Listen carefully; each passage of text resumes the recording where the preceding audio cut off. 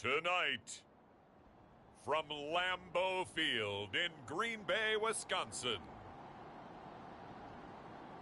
it's Week 13 of the MFL on EA Sports.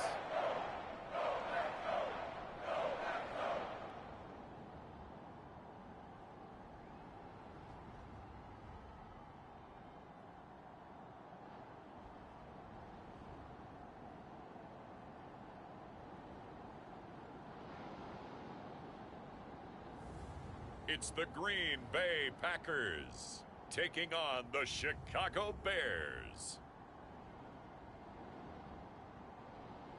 Historic Lambeau Field. Fittingly, it butts up against Lombardi Avenue here in the heart of Green Bay, Wisconsin. Tonight, we kick off Week 13 with a great Thursday night matchup between the Chicago Bears and the Green Bay Packers.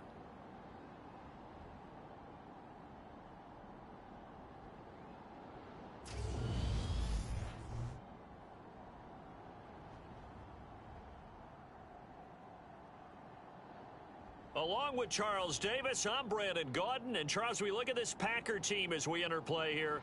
They come in off a loss last time out, but they've been playing better than 500 ball the last couple months. 5 wins in their last 8 games.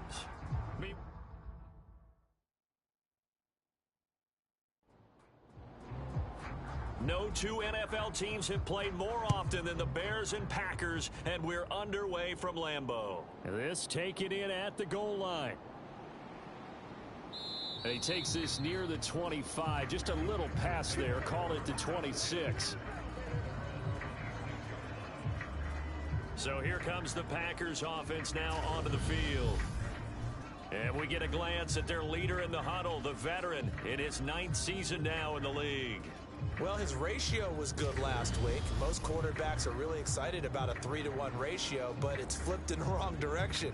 He threw 3 interceptions, not touchdown passes, and he only had the 1 TD pass in that game. So he's trying to turn that around and find a way for his team to win. And not much to speak of. Call it a 1-yard gain up to the 26. These two teams, you might recall, met up back in September in Week 3. And it was the Packers who won that game on the road, so they'll be trying to win the season series here at home in Lambeau. The last play got just a yard. Here's 2nd and 9 from the 26. Check Mike 39. Check Mike 39. They'll go again to Jones. He takes this for 3 to the 29. A tough spot here on their opening drive. This is 3rd and 7. Now back to throw. Hard throw, incomplete. That was their first 3rd down try of the game, and clearly something was off in the execution of that play. Good news, they've got a whole game left to clean that up and start clicking on those key 3rd down throws. On 4th down, J.K. Scott ready to punt it away. And he'll send this one into the cold Lambeau night. Fair catch called for and taken right near the 30-yard line. 36 yards on the punt with no return, and the Bears take over. So out comes this offense to take over for the first time. They'll be led out by a first-round pick back in 2021 from Ohio State. It's Justin Fields. I know teams always talk about having a 24-hour rule after a game, and eventually we end up rolling our eyes. But it works both ways, right? 24 hours if you win, 24 if you lose. But, boy, it's a fun 24 when you win the game and you win NFC Offensive Player of the Week, isn't it? Absolutely. Kamara with a run on 1st down, but he's fortunate just to get back to the line of scrimmage there. No gain. As usual, the hallmark of a good run defense, linebackers making plays near the line of scrimmage. Absolutely nowhere to run there. Officially nothing on that last run. They'll try again 2nd and 10. Fields going to take this himself, and he'll be upended at the 33 following a gain of 3. And guess what? It brings up 3rd down. Anytime you decide to use your quarterback as a runner, most of the time when you design a play, you're expected to break a little bit bigger than this one, because when you run him on short gains, your risk-reward and him taking hits, I'm not sure that's the payoff they were looking for. And he'll only get this to about the 35, well short of the line to gain. Only 2 yards, and it'll be a punt on their opening possession. And, partner, I would guess that in his headset he was hearing from his coach, it's 3rd down, don't take a sack. And in this case, he's able to avoid the pressure and get out of there. He doesn't get the 1st down, but he does turn a possible loss into positive yardage. 4th down, so they send out Trenton Gill. And the win last week punted 4 times as this one's away. That'll be a 41-yard punt, 4 yards there on the return. And it'll be Packer football here. 1st down and 10. And Packers offense here coming back out for their 2nd drive. And it's only November, but the playoffs, we know how it works. They'll be here before you know it. If it ended today, they would be the #1 seed. And that's a great spot to be in, but I love the phrase, if it ended today. And I'll guarantee you, that's what they've discussed in their locker room, in their meeting rooms. Yeah, we know where we'd be if it ended today, but we also know it's not ending today. Right. So they've got to continue to play the type of ball that put them in the spot where they're #1 in their conference. And he'll get about 3 here as he's out to the 30. And it looks like we've got a dime set here defensively. 6 DBs in the game. They'll drop to throw. And that went a little too high as it's knocked away and incomplete. Here's J.K. Scott set to do the punting honors.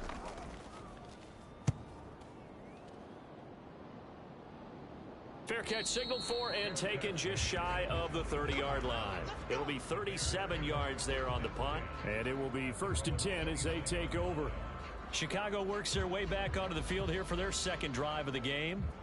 As mentioned, this one of the hottest teams in the NFL, riding that winning streak into this one, but now playing here on Thursday night. Do you think that this helps or hurts their momentum? Well, ordinarily, I'd say it hurts the momentum because now you get that short week.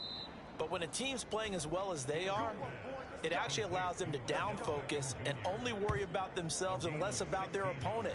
So when you're playing well, you just worry about the things you're doing well and let the opponent deal with that. That was a nicely run slant route, and what the receiver's trying to do is make the defender think he's going upfield for a deeper route and then breaks it off, usually after about 3 to 4 steps, and cuts towards the middle of the field. And now what he's trying to do is use his body to keep the defender and give the quarterback a really nice target.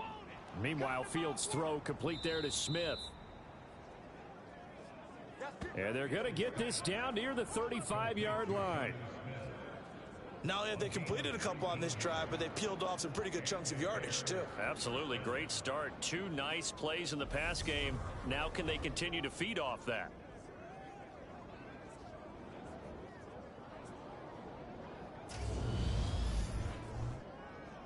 So into Packer territory now. Here's 1st and 10 at the 35-yard line. Now it's Fields. You ain't doing that today. And finally, down he goes as they work it inside the 10 to the 7. Big yardage there on the scramble. It gets him a 1st down. I am willing to bet that he got a monster grin on his face when he saw what was happening. Man coverage was so committed to denying a big throw that it pulled attention away from him, and he had an easy lane to hit, and hit it he did.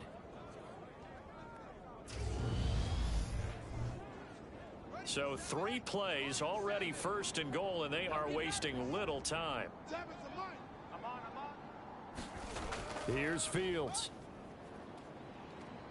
Flush to his right. And he takes this one in for a Bears touchdown. Justin Fields, touchdown number 18 on the year. And the Bears have taken the early lead on the road here at Lambeau. Well, these guys have won 3 straight ball games and another good start to this one, out to the 6-0 lead.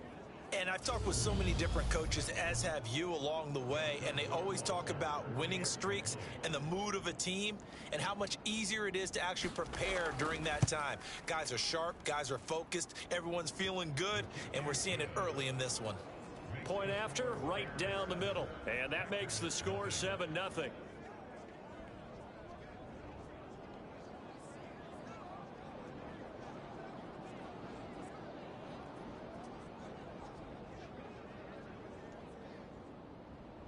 The kickoff unit is out on the field, and they will send this one away. And there will not be a return here. It's a touchback, and it'll come out to the 25-yard line. The Green Bay offense now about ready to take possession here. They've shown precious little here offensively thus far as they try again with a first down now. 19 Tiger. Watch the slant.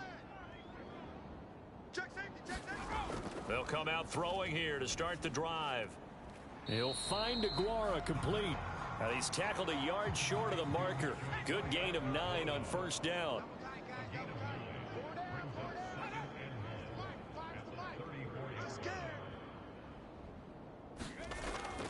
On second down, it's Jones. Into the 42 here and brought down there.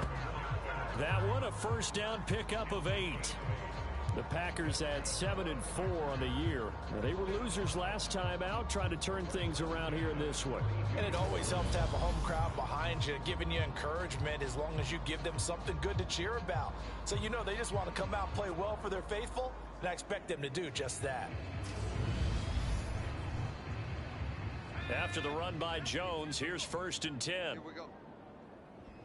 Hey, check Mike 39. Check. Back to throw. What we got? And there is Amari Cooper, his first catch. And they're going to get this to about the 44-yard line. And, Charles, you see the numbers for Amari Cooper last week.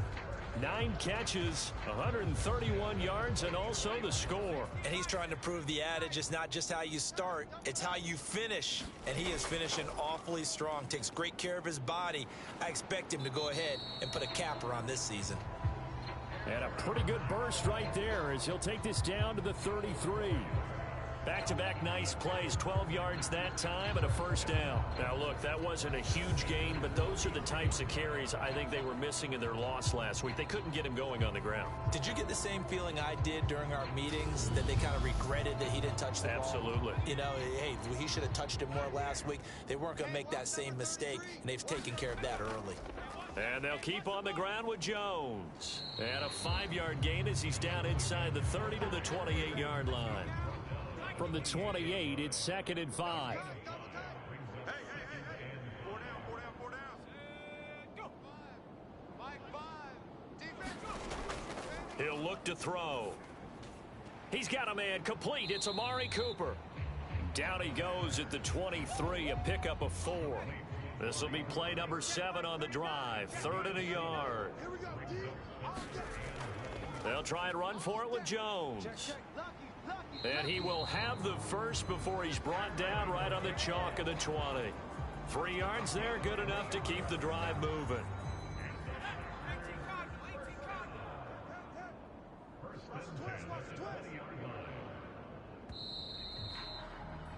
After one, 7-0 on EA Sports.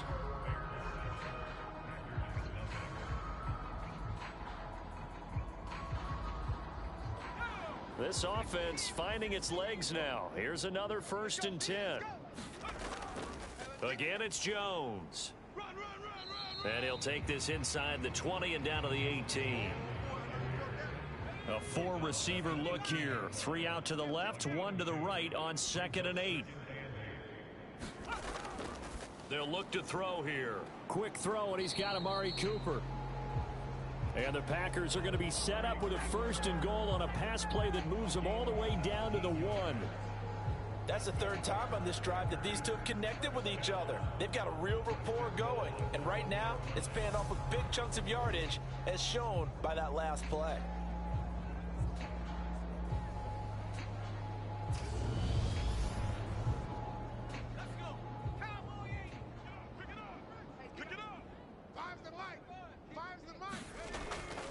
Jones will take this one in for a Packer touchdown.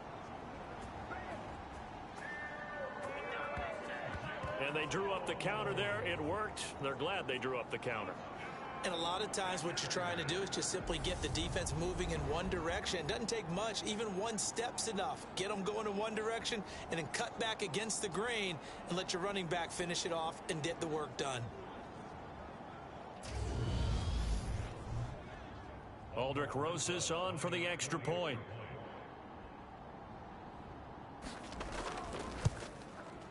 It's up and good, and we're tied at 7 here in quarter number 2. A 10-play drive that time. And the last play in the drive was a touchdown run by Aaron Jones.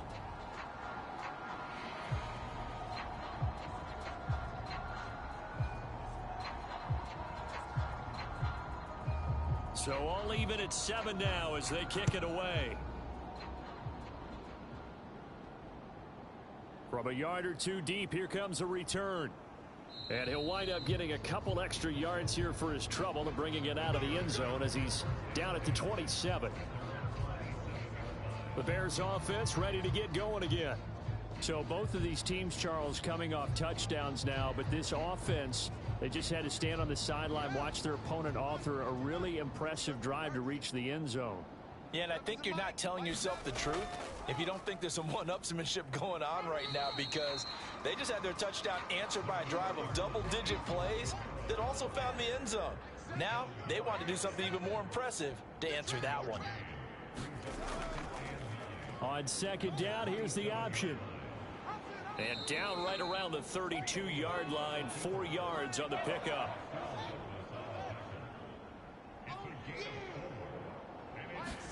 From the gun on third down, Fields. And he will slide to a stop. He does have the first down. Give him 6 yards, and they do convert on third. No shortage of impressive moments from him thus far. Now he's halfway to the century mark, and we're still in the first half. There's been no answer for his running ability so far by the defense.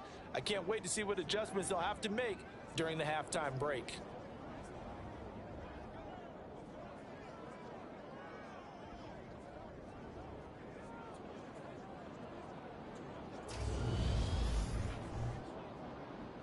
So here's a 1st and 10 at the 38. Now Fields. Caught left side. It's Beckham. And getting this just shy of midfield. They'll spot it at the 49. Here's Kamara off the draw. And he fights forward for a modest 2-yard gain. Second down. The last run got a couple. Here's 2nd and 8. From the 50, here's Fields. And he's going to have to eat this one as down he goes. Preston Smith, he's the one to get him, and that is sack number 7 for him on the year. And this is a quarterback who's already had success on the ground in this first half, but this time they're able to hem him in. And it's always different when you rush a mobile quarterback as opposed to a guy you know will be right back in the pocket.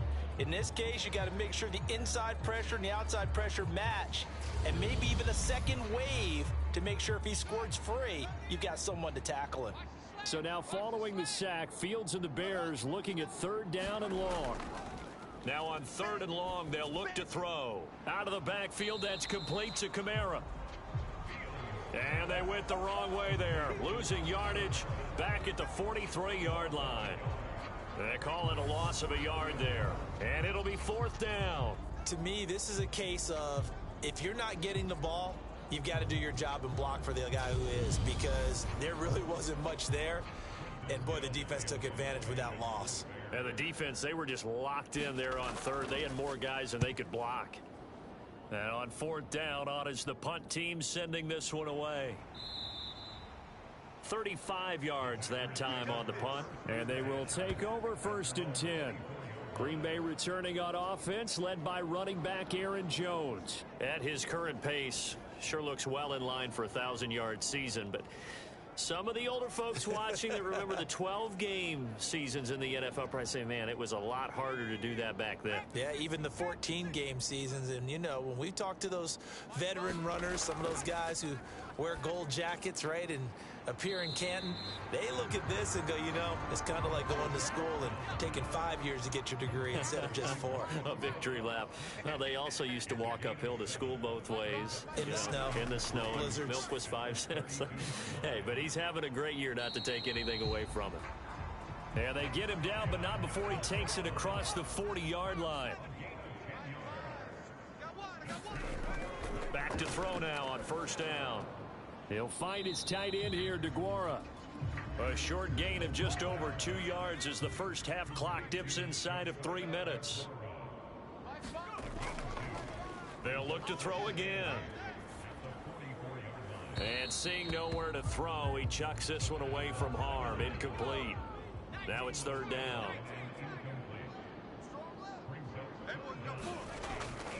On 3rd down, here's Jones. And to the 46 he goes and no further, so he is well short of the first down marker. 2 yards on the pickup there. It's 4th down. Now that's a mountain of a man that just made that stop, isn't it? But he's more than that. This guy's nimble and quick.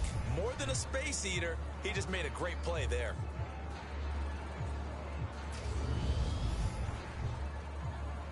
Here's J.K. Scott now as he's on to punt for Green Bay.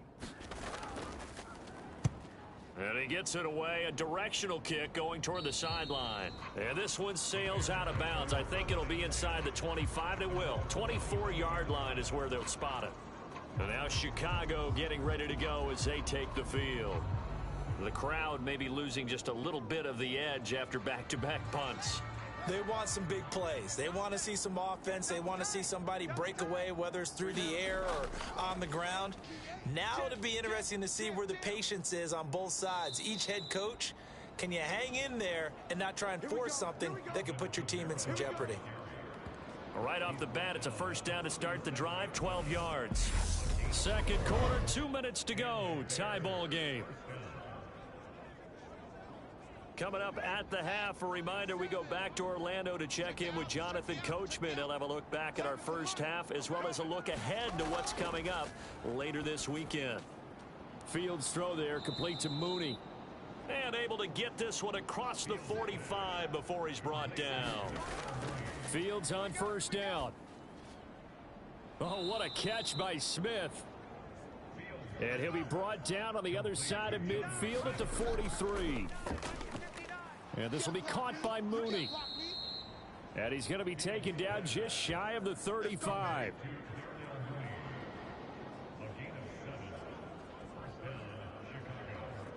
So from the 36 now, 1st and 10. Fields now to throw. He's got Smith here. And able to get this to the 24-yard line. They began the play at the 12. It's also a pickup of 12 for the first down.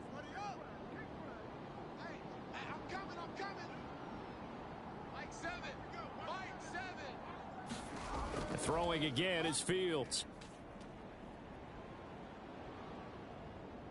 And Fields going to have the first down before sliding to a halt to avoid the contact.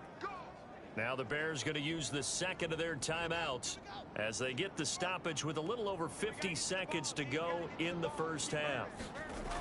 From the red zone now, they'll look to throw. Dancing, and he can't find a receiver, and he's brought down. Preston Smith. That is now 2 sacks for him here in this first half. It's interesting, partner, that most defenses try and guard the 35-yard line actively because they think the way kickers are nowadays, about a 52-yard field goal, they're kind of giving up points. But you get even deeper into territory, you get into the red zone, they're going to guard it even more, which means more pressure, more blitzing. So maybe just a momentary setback on what's been a great drive so far, but 2nd and 13 here. That's complete right around the 8. Touchdown! A 15-yard touchdown grab. And the Bears will take the lead here in the final minute of the first half. And that touchdown gives them a touchdown lead before they attempt the extra point.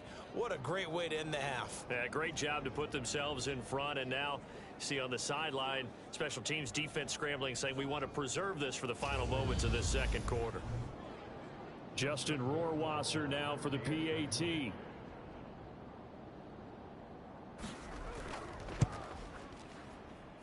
And he's got it. It's now a 14-7 ball game. So that drive takes him down the field in 8 plays. And the end result is a Bears touchdown. Set now to kick this one away, and off it goes. This one taken just inside the 10. And he's up across the 25 and down at the 28.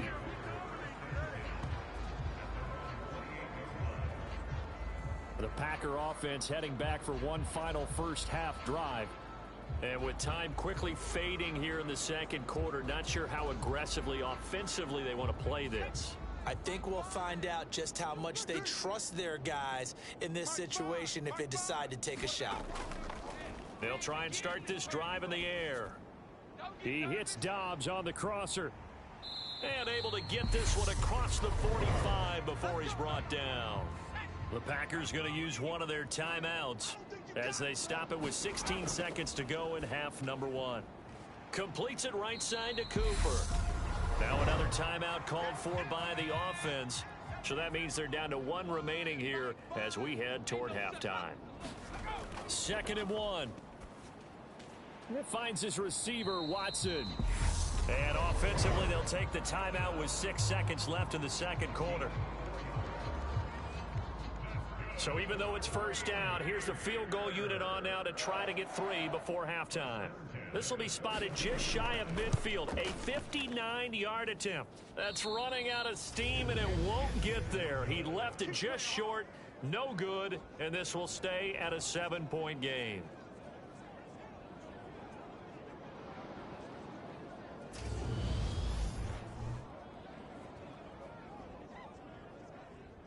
And this is a commentary on today's kickers and just how good they are that a coach would think about running his guy out there to try a 59-yarder.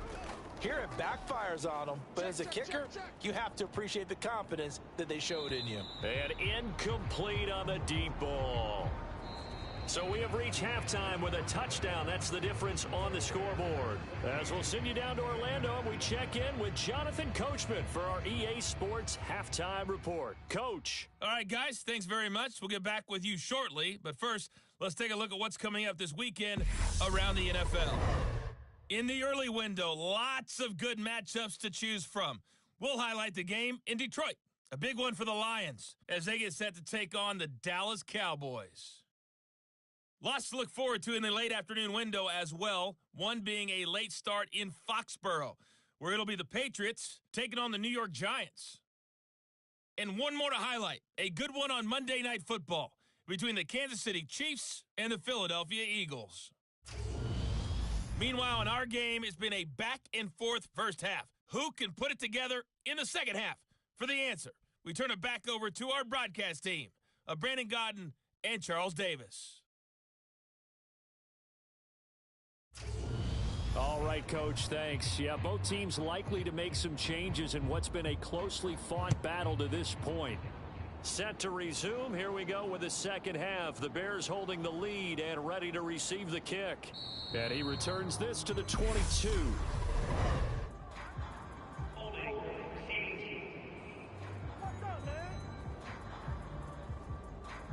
So already not the best to kick returns there, but that penalty, that adds insult to injury and backs him up even closer to the goal line. Yeah, not ideal field position to begin a drive, is it? Because the extra pressure now goes on the offense. They've got to get some early yards and get away from the shadow of their own goalposts.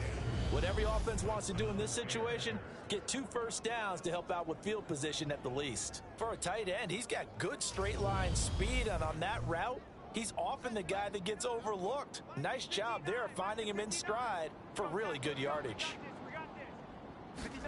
On 1st and 10, here's Fields. And he can't get rid of it. He's taken down. They'll wind up losing 3 there on the sack. Good pressure, and it's second down. Okay, was it a breakdown in protection? Did the running back not pick him up? What does it really matter? Sometimes it's just a great play made by the defense. Big-time sack.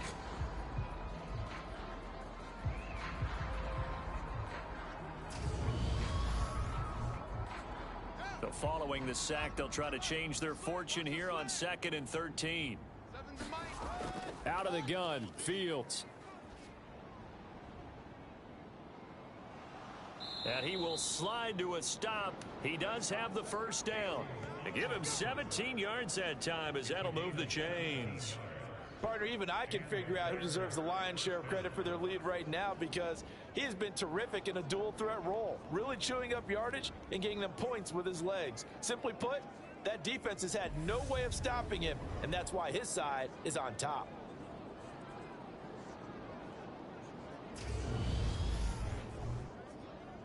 Ball up to the 35 now as they come up on 1st and 10.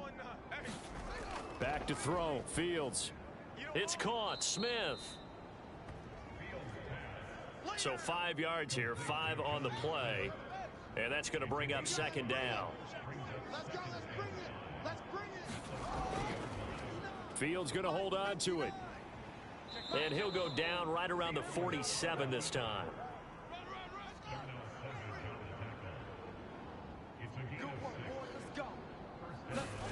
On 1st down, it's Fields. They try to set up the screen. Oh, nearly disaster. But it's incomplete. Not much chance of that working. Almost intercepted. It's 2nd down.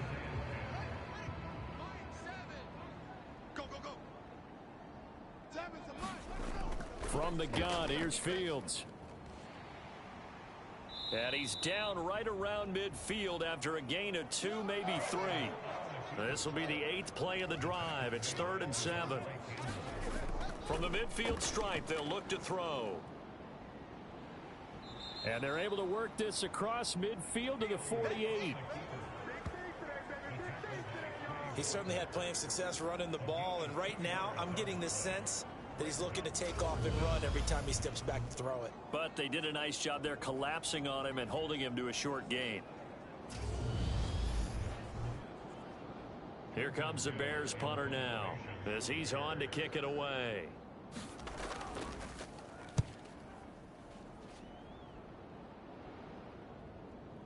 And this is a beauty as that ball's going to angle out at the 6-yard line.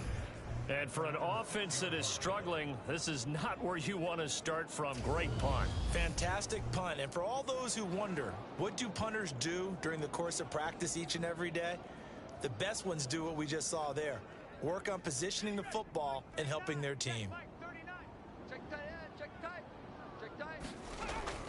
They'll come out throwing here on 1st down.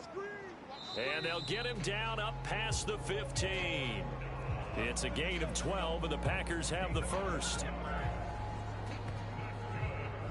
Thanks to that last play, a little more room to operate. 1st and 10 at the 18. They'll set up a throw. He's got the connection to Cooper. That'll go for a gain of 7, and it's 2nd down. Up the middle, Jones. And this will be a Packers 1st down as he's able to take this up to the 30-yard line.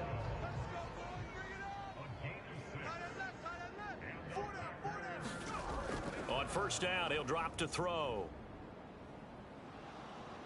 Pressure, and he's taken down. A Bear sack. Marcus Davenport breaking through to get him to the ground. It's a loss of 7. That's a ball he needs to let go of there. Wasn't the most time in the world to work through his progression, but NFL quarterbacks, they've got to sense the pressure. They've got that internal clock, and the ball has to be gone. And if you're not going to escape and run for it, you have to let it go before the pressure gets to you and puts you on the ground. Now following the sack, they'll look to make amends on a 2nd down and 17. Out of the shotgun, it's Jones. Only 3 yards on the pickup. They'll be left staring at a 3rd and 14. You know that old expression, it's not my night? It hasn't been his so far. I don't know if the legs are a little bit heavy. Sometimes having to hang out all day and play doesn't exactly play to your advantage, but it's been a tough go for him. Every time he looks up, somebody's there defensively. That was the same case on that play. And that's going to be incomplete. The coverage too good there. The contact popped the ball free, and it's 4th down. On is the punter Scott here as he gets this one away. That'll be a 43-yard punt, just a single yard on the return. And out will come the offense as they take over. The Chicago offense set to get started. And our game's hit a little bit of a lull here, a little bit of a snag. Punts on back-to-back drives. And old school coaches don't necessarily mind that. Didn't turn it over, right? Didn't create a big play for the other team. Right now what you're looking for is, can you gain an advantage in field position? And that's what both teams are seeking right now. Yeah, they'll be seeking to gain that advantage here on this drive. An ideal beginning of the drive there as they'll get 20 and a first down. As they began this drive, I was wondering how they were going to attack since they're playing with the lead. Would they continue to try and push the ball downfield? Well, after one play, it appears that the answer is yes. So one play, and they're already just shy of midfield. Fields. And this one complete to Smith. And they'll get this down to around the 47-yard line.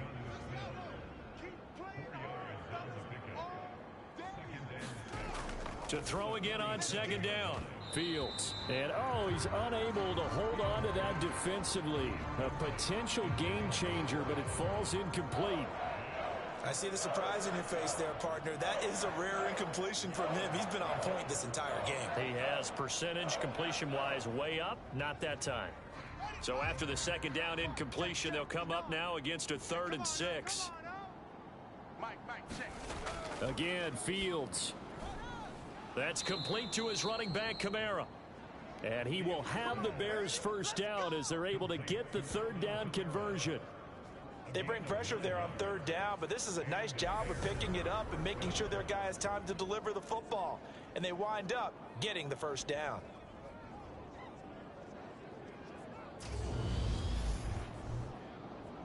So here's a 1st and 10 at the 38.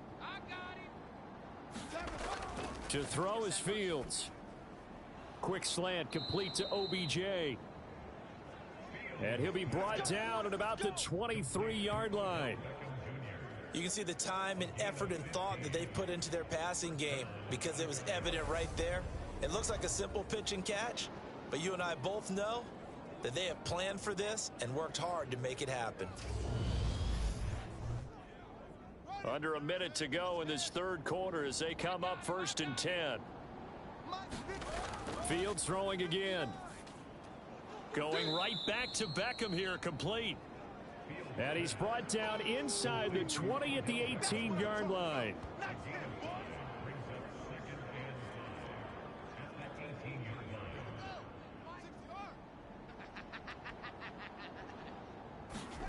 Throwing again on second down. Fields On the move to his left. And Fields going to have the first down before sliding to a halt to avoid the contact. Fields, we know he has the good mobility. He flashes it there as he scrambles for the first down. One quarter remains here in this Thursday night matchup. We'll return with more after this. You're watching the NFL on EA Sports. Now a 1st and 10 at the 11. Ready? Watch the screen. Here's Fields. That's to his running back. It's Alvin Kamara. No gain on the screen there at second down. Here's Fields. Over the middle to Smith. 4 yards the gain, and it'll bring up a 3rd down. Got to give credit where it's due. Really nice defense on that play. The pitch and catch was successful, but not any run after it. The offense on 3rd down tonight, 2 for 5 to this point. This will be 3rd and 6. A shotgun snap, Fields. And he will not be able to hang on through the contact. It's incomplete. The coverage strong, and now it's 4th down. In the red zone, precision is the watchword. If the throw's a little too early, too late, maybe off a little bit, going to be a good chance that any attempt is going to be a contested one, and that one falls incomplete. So now one of the biggest kicks of the night is forthcoming. This to make it a 2-score game. Rohrwasser's kick is good. And they will move up by 10 now, 17-7.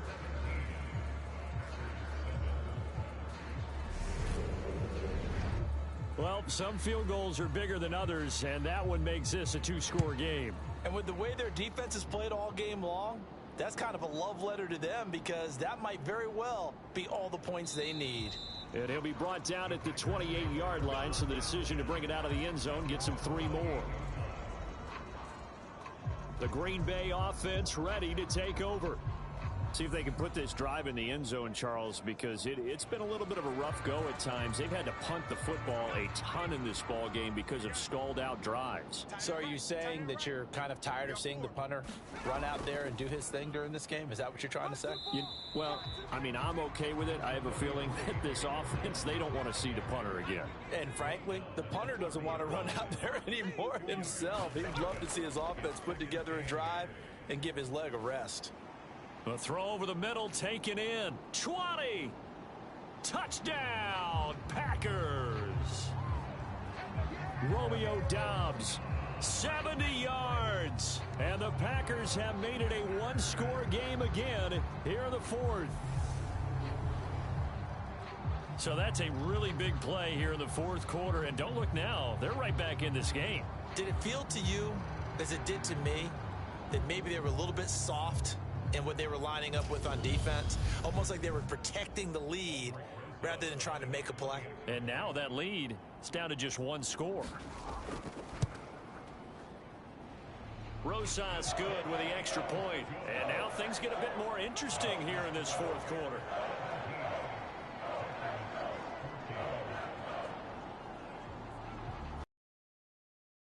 Packer kickoff team set to go as they will kick this one away.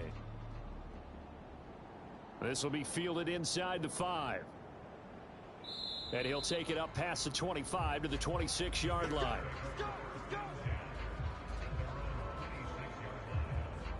Another drive coming up for this Chicago offense. That last touchdown has made this really tight. They're clinging now to this slim lead. Second half, they only have a field goal. This offense needs to kick it into gear. And right now, I'm looking directly at the field general, at the quarterback. Because to me, he's got to take over right now. By word, pumping his team up, and then, of course, by deed with his play. My high school coach used to say that all the time. Laddie, take over by word and deed. And deed means action. Exactly. Now a second down and 6. Now it's Fields. Smith catches left side. And he'll be tackled right on the chalk of the 45. 8th catch for him now. He's been a big factor. And it's a first down. It certainly feels like there are more stars at the tight end position than there were even 10 years ago. And I think it's become more of a glamour position because of the ways it can hurt a defense, and guys want to be involved. They can be in line, close to the line of scrimmage. They can split out like receivers. But hands, route running, speed, and some toughness to go across the middle, you put it all together, you got a heck of a tight end candidate. It won't be a sack, but it's no gain, and it brings up second down. Late in the game, he's certainly doing everything in his power to buy time for his guys to make a play. But in this case, he's surrounded, and all he has room to do is to get back to the line of scrimmage. Here's 2nd and 10. Watch the curl. Watch the curls. Trying the left side with Kamara. Pushing forward for 3 up to the 48. The Packers bringing in an extra member of the secondary here to try for the third down stop. Operating from the gun, Fields. That's complete to Mooney. And they're going to get this to about the 44-yard line. But give the defensive guys a little bit of credit. They didn't let the deep ball beat them on that play, did they? No, the drag, that guy can be your safety valve. We saw it right there. Yeah, and it picked up a first down for them, too.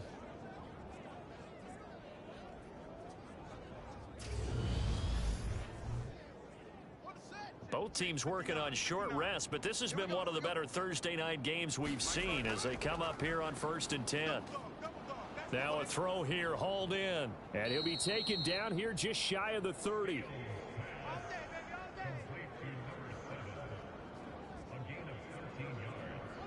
Clock running, under 4 to play now as they come up on 1st and 10. Check 59, Mike. Back to throw. Fields. Flushed out right. A short gain here, maybe a yard to the 29. Clock continuing to run. They'll probably wind this all the way before snapping it on second down. Looking to throw. Fields. They'll set up the screen now to Kamara. And he'll be marked down at about the 26-yard line. Boy, that was certainly well read defensively, and the key to any screenplay is space to work, and there was none to be found there, and they tackle it for just a short gain. One of the bigger plays in the game thus far, and the crowd getting into it as we come up on a big third down. Now Fields. Going right side here, and that's complete. And brought down, but not before they get it inside the 10 to the 7. They're able to convert on third down, and that sets up a 1st and goal. Well, this is where reading defenses and practice time comes into play. You've got to know what you're running versus zone versus man and how to run the proper route. And they just executed that one pretty well. 3 points separating these two sides with 2 minutes left to go in the 4th. Here we go. So the Bears with the football here as we welcome you back. It's 1st and goal, and a late touchdown at this stage could officially salt this one away.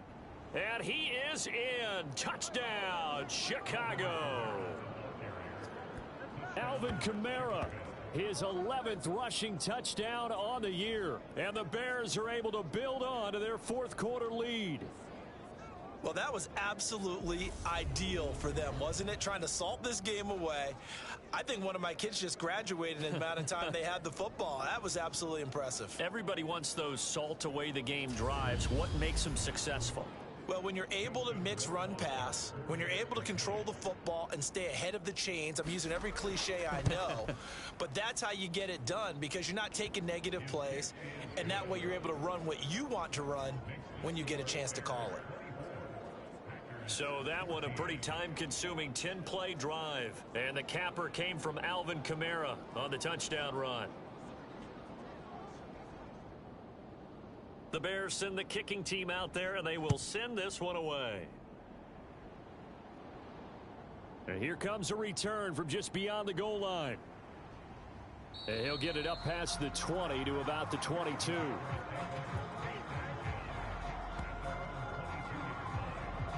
So the Packers down on the scoreboard. 1:52 to play. How will this thing pan out? We'll watch as they come up on 1st down.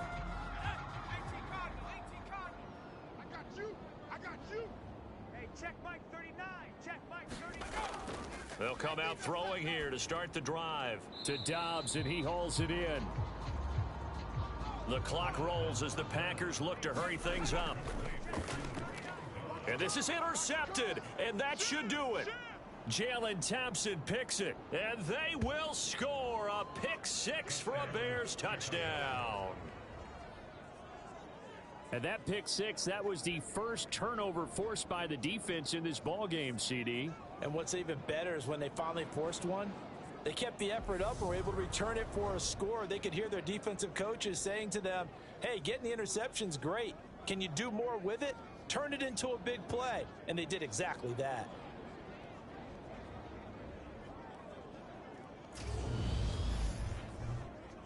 Rohrwasser now for the point after.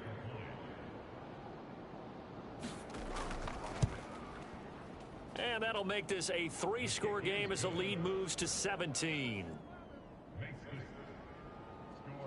A heck of a play there defensively, getting the interception, navigating his way into the end zone for the touchdown. So they throw the pick 6. They'll get another shot at it now as this one's in the air. And this will not be brought out. It's a touchback. And Green Bay getting ready to go as they take the field. Now, this game went off the rails early for them and never really got back on track. And these fans, they were expecting to be on the other side of the scoreboard. But that is not the case as we play on here this 4th quarter. After the pick 6, they go right back to the air. That's into a crowd and intercepted. Picked up by Jalen Johnson. And the Bears are going to take possession of the football. If they had designs of kind of wiggling their way back into this one, that hurts their chances right there. They had to put it mildly. But look at the lead, look at the deficit, trying to make a play downfield. Everyone seeking to be somewhat the hero. Didn't turn out that way at all, and you're exactly right. It's going to take a lot for them to have a chance to win this one now. Onto the field now come the Bears. And it would seem as if their three-game winning streak is about to go to 4, but still a little work to do as they start 1st and 10. Kamara up the middle. And they're knocking on the door now as a good run there going to take this to about the 10-yard line. It's a good gain of 11. Sets them up 1st and goal. This defense, Charles, they have unraveled here in the 4th. In a sense, it's like they're being pressed like in a basketball game, and they just can't get the ball over half court. I mean, no matter what they do, they can't get off the field. They can't slow them down. They're just going up and down the field against them. Yeah, unraveling would be a perfect word for them.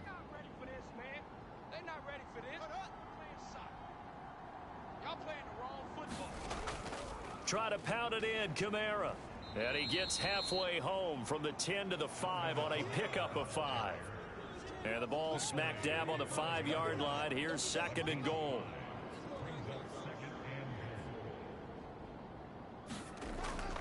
Again, it's Kamara. And he'll take this for a short gain on what will prove to be the final play of this ball game.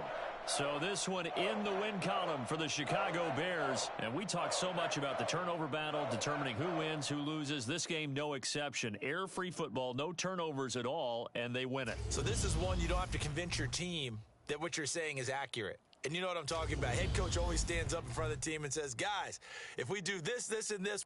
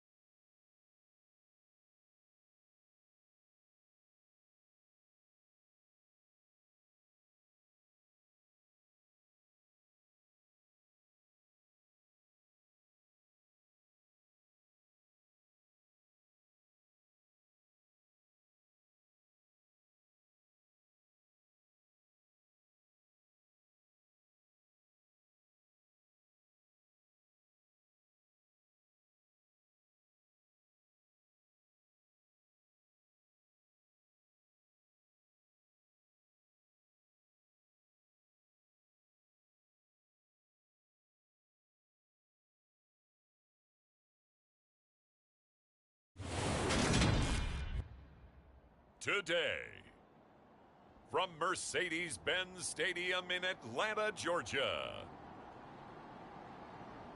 it's Week 13 of the NFL on EA Sports.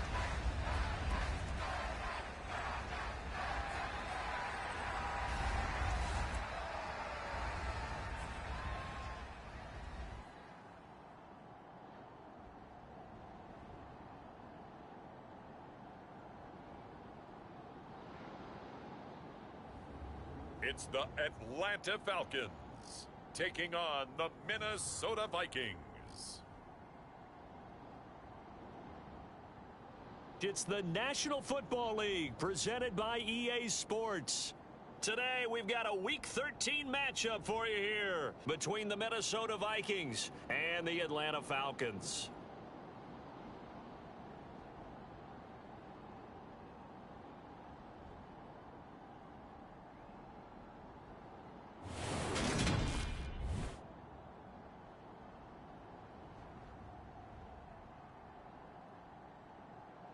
Hello again, everyone. Brandon Gaudin along with Charles Davis. And, Charles, we take a look at this Falcons team as they enter play. Now, losers their last time out, so they'll look to make amends here. and one of the best ways you can do that is to be at home.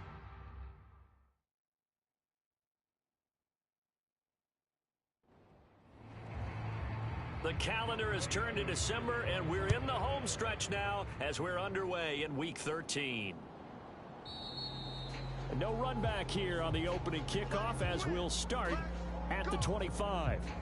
So here's the Viking offense making their way out. And they will be led out by the youngster, the rookie, their QB. I tell you what, when he is on schedule for that week, secondaries take notice because you've got to stay alert back there on every snap. A truly powerful arm, one is capable of challenging any level of the defense on any given play. That's why so many scouts preach arm talent when preparing for the NFL draft. A quarterback with arm strength to make every throw in the book, he's an asset to have in any offense. And they'll get him down after a pickup of 8, 2nd and 2. Here's Nick Chubb, former prep and collegiate star here in this state at Georgia. And this will be a Vikings first down as he's able to get this up past the 40. How best to describe that one? I'd say right down Broadway on that run. A straight ahead running. I think that might be something we see a lot of between the tackles today. Well, he's enjoying things so far here this afternoon. Sees a crease and bursts through it for a solid gain. Back-to-back good plays have him on the move on first down. They're going to look to throw. It's a short one here, complete to his tight end. Yeah, that one was covered pretty well because they were trying to leak the tight end out into the flat. I think they were hoping he could catch it, turn upfield, and pick up the first down. Watch tight end. Tight end's right. Tight end's right. Here's 2nd and 8. Firing quickly here, and that's complete. So give him 5 yards there on the pitch and catch. And this will wind up being a 3rd and 3. He'll drop to throw. He is going to find Hill here. And he will have a Vikings first down as they convert on 3rd and 3 with a nice gain of 7 yards. Really a solid start here on the opening drive, Charles. He's now 4 of 4, and they're already in plus territory. Brandon, he's been so precise to start this game. Like we're watching an operation taking place right now. Master surgeon at work. From Falcon territory now, here's 1st and 10 at the 45-yard line. Off the play fake, he'll look to throw. Got a man over the middle, and it's complete. And he'll get this one down near the 20-yard line, just shy of the 20. 23 yards, the final tally. But give the rookie another one on this opening drive and a first down with it. A nice start, Charles, for the first-year passer. He's come out, made a few plays, nice plays to begin this contest. He certainly has, and if he finishes off this drive with a touchdown pass, I vote we don't call him rookie anymore. We'll move him right to veteran and continue from there. A good run by Chubb on first down as he'll get about 6 yards there. This running game's so important for them, and they know that. It helped lead them to a victory last week when he was over 100 yards. Let's face it, it's their identity, and that's what they want to play to. They want to be that team that runs the ball really well each and every week, and right now we're seeing a pretty good pattern of that happening. 2nd down, here's Chubb again. And this time they were waiting for him as he'll be knocked down before he can get back to the line of scrimmage. Call that a loss of a yard, and things get a little more difficult here, 3rd and 5. Sometimes you just sit back and marvel at what he can do defensively. Speed, strength, quickness, he's the whole package, and that package just wrapped up the runner for a loss.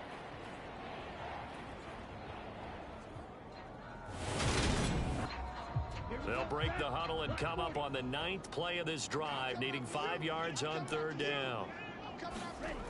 He'll look to throw. Got an open man finding Jefferson. And the Vikings are going to have 1st and goal as they try to finish off this drive with 6 points. That's a big conversion there on 3rd down, and this has been a great opening drive. You know, at this point, they'd hate to settle for 3, but they've created a fresh set of downs and a 1st and goal.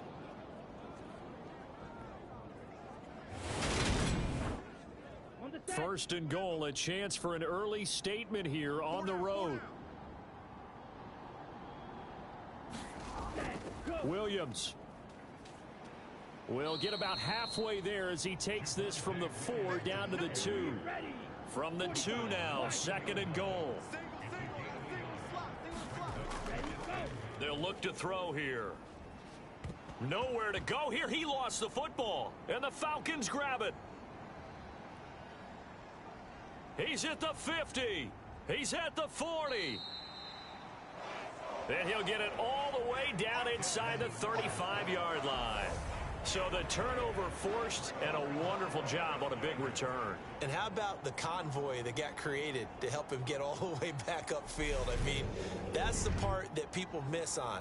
That's practice. That's worked on. It doesn't just happen in a game and everyone rallies. They discuss it prior to, and everyone knows their role when they create a turnover like that.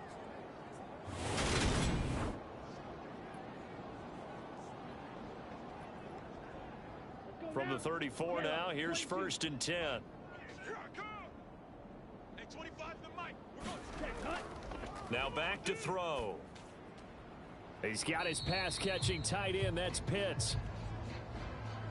And he gets it down a yard or two shy of the 30 before he's out of bounds. This defense for the Vikings, they were very good last week in the win over New Orleans. No matter what coverage was called, they were right in the hip pockets of the receivers all game long, step for step, running their routes with them. Turned out they were right there every time the ball was in the air, and they came away with 5 interceptions in that one. And they're going to get this down to about the 17-yard line here. So from the 17 now, here's a 1st and 10. They'll drop to throw. That's into the hands of Pitts, the tight end. And they'll lose yardage here. Knocked back to the 19-yard line. That one unable to develop, never got going. A loss of a couple, and it's 2nd down. In today's NFL, we're accustomed to the tight end getting downfield and creating plays and wreaking a little havoc in the secondary. Not on this one, though. They diagnosed that one really well. Tried the dump off, lost yardage. 2nd down and 12 at the 19-yard line. 54's mic. 54's mic. Again, he'll drop to throw. I got you. Got Patterson on the quick slant here. And the Falcons are going to be set up with a 1st and goal coming up as they get him down at the 6-yard line. Ready, go. Hey, 25 the mic. We're going 25 the mic. You gonna see me? Ready. They'll stick with the passing game as he looks to throw. And that is caught.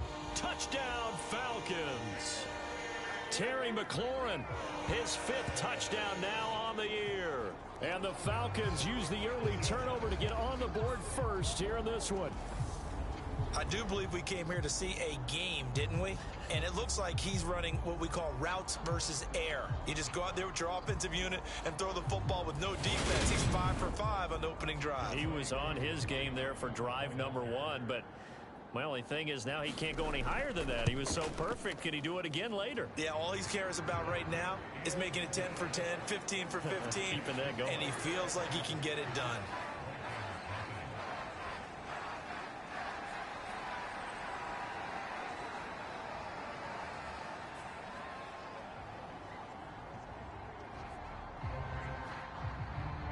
Following the touchdown, here's Koo to kick off. From a couple yards deep, he'll bring it out of the end zone. And this return will net positive as he gets past the 25 and up to the 27-yard line. The Vikings taking the field here for their 2nd drive of the game. They had the fumble on the last drive, wound up leading to the opening touchdown. Now they'll try again here, 1st and 10. I'm here all day. I'm here all day. 45. Mike, 45. They start on the ground with Nick Chubb. And a good stiff arm there before he's brought down on a nice little gain. A check on the numbers for Chubb from a week ago. 19 carries, 112 yards, and a touchdown. 11 touchdowns on the ground this season, and the pride really extends throughout the entire offense. And in this case, I'm focusing on the offensive line. The leverage, the ability to get downfield, make that extra block in order to give him more space to run.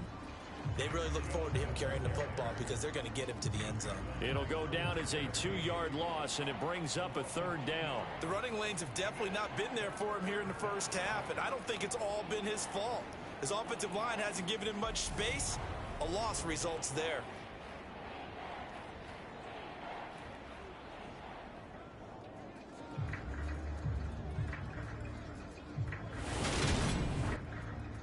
5 men in the secondary now for the Falcons on third down. 44's the mic. They'll look to throw. And the throw there going to be incomplete. That looks like it's going to be 2 empty possessions now to start this football game. I think they're going to have to sit down and talk about what worked for them last week in their win. Sometimes you over-game plan, overthink things, get back to what works. The Vikings send out their punter. Cordero Patterson deep for Atlanta. He was only asked to punt once in the victory last week as he sends this one away. They call that a punt of 38 yards officially. And the Falcons will be taking over 1st and 10. There's Terry McLaurin, such an exciting pass catcher as this offense comes out for their next drive. And CD, assuming he stays healthy, assuming the health, should get to that 1,000-yard mark pretty easily. And the best part of what he's done so far is it allows him and the team to relax their pursuit a little bit. Meaning, if they just have normal games, they'll get to the 1,000-yard mark. They don't have to force anything. But one of the reasons he's having the year he's having is what I call route running arrogance. They think there's no one that can cover them. No matter how many people are put in his direction, it just doesn't matter. He's going to find a way to beat them. And so far this year, he's done exactly that. He sure has. Open man there is Patterson, complete. On the move past the 40. Now he's going to get this all the way down inside the 35. On 3rd and 10, they go flying past the marker and get nearly 40 yards. A first carry for Tyler Algier. And he's going to take this one down to the 25. And hold on here, because on that last run, it looks like we have a player who was shaken up. The medical staff will attend to him, and we will step aside.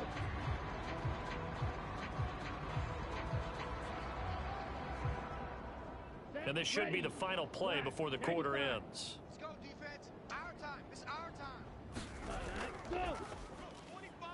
Targeting Pitts on the out route, and he's got it complete. And he will be out of bounds here on what will turn out to be the final play of this first quarter. After one, 7-0 on EA Sports. Here we go, set. Blue 32. Oh, you got deep? Hey, 25 to the mic. We're going. Ready. They'll run with a former Viking, Cordero Patterson. And he'll get him inside the 15 down to the 14-yard line. The last run got 6, now 2nd and 4. He'll look to throw. And he just chucked that one out of bounds, out of everyone's reach. Maybe a wise call not to take a sack in this part of the field. It brings up 3rd down. Back to throw here. And this time he's got the hook up. It's complete. And the Falcons are going to have 1st and goal as they try to finish off this drive with 6 points.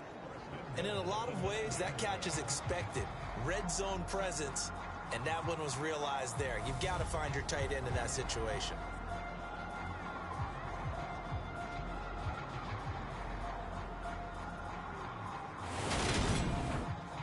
Ready, break.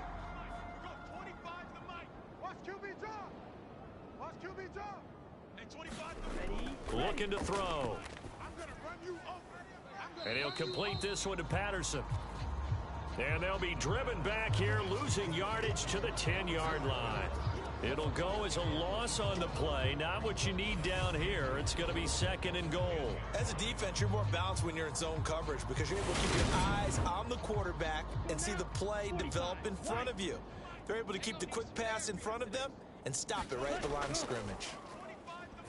Right here. And a quick throw here, that's complete. And down inside the 10 here before he's out of bounds, right around the 7. Only 3 yards there on the completion. That'll lead to a 3rd and goal. I know the halftime's approaching, but I don't think he's going to want to take a break. That's his 5th catch. Yeah, they've really been targeting the tight end. Here we go, D. Touchdown, Falcons!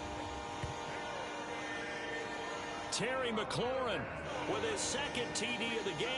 6th on the year. And the Falcons go up by 2 touchdowns. Another impressive drive, so they're 2 for 2, 2 touchdowns. Charles, a great start to this ball game for them. And one of the words that's really worked its way into our lexicon is stacking. They've stacked momentum each time out, and not only on offense. Between those touchdowns, defense held, forced a punt to get the ball back, and they played awfully well in this one. Both sides playing at optimum level. Extra point by Koo, up and good. And it's now 14-0.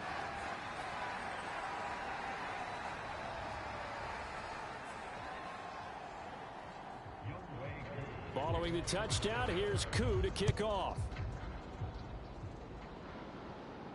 Taken in at the 3. And up to about the 26-yard line, just across the 25. And out now come the Vikings. And they're in a bind early here, down 14-0. Are you worried at this stage or still too early? You're worried. You're just trying not to transmit it to the rest of your team. You want to make sure that they stay positive. But at the same time, you're wondering, how are we going to move the football? What do we have on this play sheet that can work? Get back to basics is usually your answer. And make sure you find the guy who can move the ball fastest for you if you just get it in his hands. Yeah, still second quarter. You get points on the board here. I think you're feeling okay. Second down. Here's Chubb again. Yeah, he'll fight for a couple as the tackle is made at about the 32. I do know from experience that when you slow down someone's running game, you're now doing the dictating on defense. And guess what? Now you're getting ready to tee off on their quarterback because they have to throw it all the time. But you still have to be alert for the draws and other plays of that nature to make sure you don't get hurt. A quick slant to Hill. And they're going to get this up to midfield. Well, these guys have definitely been outplayed in the first half, but I like their countenance. I like the way that they haven't panicked out there, the way they're carrying themselves. They're starting to move the ball, and what you have to do, maintain your poise and start to put together some drives.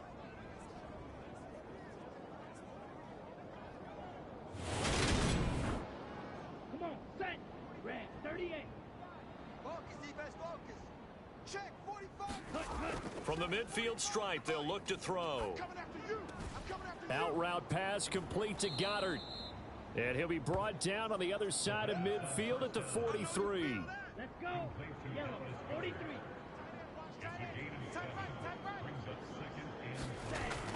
On second down, Williams. And he'll get it inside the 40 to the 39. 4 yards the pickup, first down. I think they like this drive a little bit better there, partner. Running game helping out, picking up some of the slack. Because remember, the last drive, they went 3 and out. I hope you brought your lunch because I'm about to take you to school. 45's the mic. They stick to the ground game on first down. It's Williams. And he is going to lose yardage here. He'll lose a yard there, and it's 2nd and 11. Part of the thinking when you bring in extra tight ends, you're hoping that each of your guys gets those one-on-one blocks and creates a crease for your runner. You know what the converse is, though? You've got to win those one-on-one blocks, and when you don't, that's the result you end up with.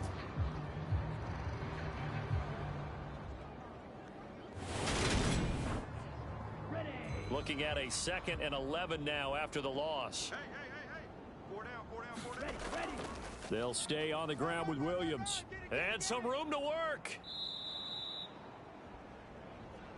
They get 14 there. First down, Vikings. Partner, if you want more carries, I think we saw how you get them. Showed that he's got the fresh legs, and he picked up the first down on that run. Don't just ask for them. Show them that you're supposed to get the football.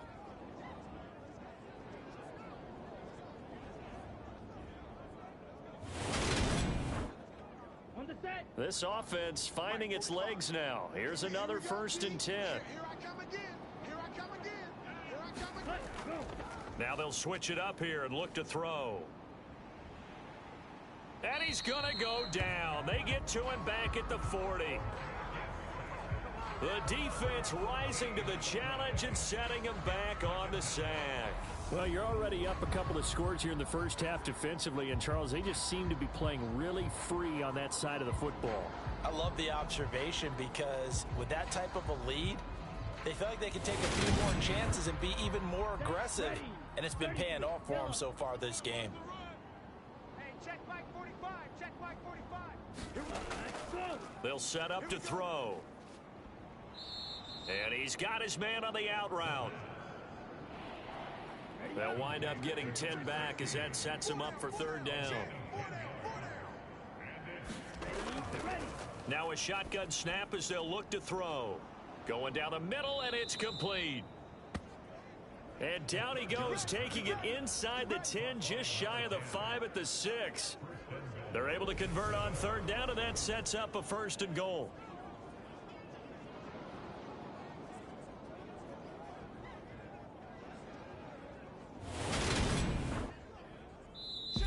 Two minutes to play, first half. It's 14-0. This is 1st and goal, and a golden chance to get a score back here before halftime. Hey, we gotta get this stop here. Back to throw.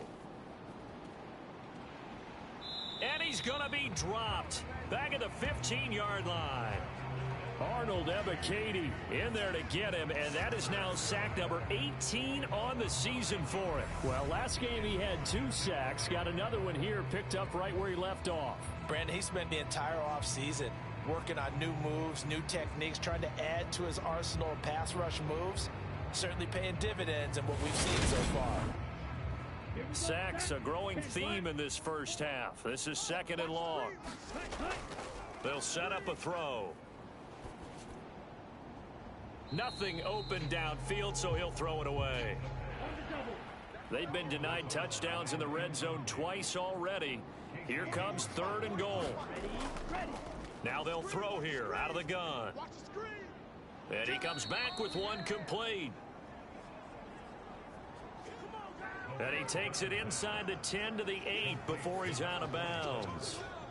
And he's the epitome of what we call the move tight end. A guy that you can line up anywhere, in the slot, out wide, in tight. Doesn't really matter because he has such great skills. You want to utilize him in all aspects of your passing offense. There he was in the slot for the catch.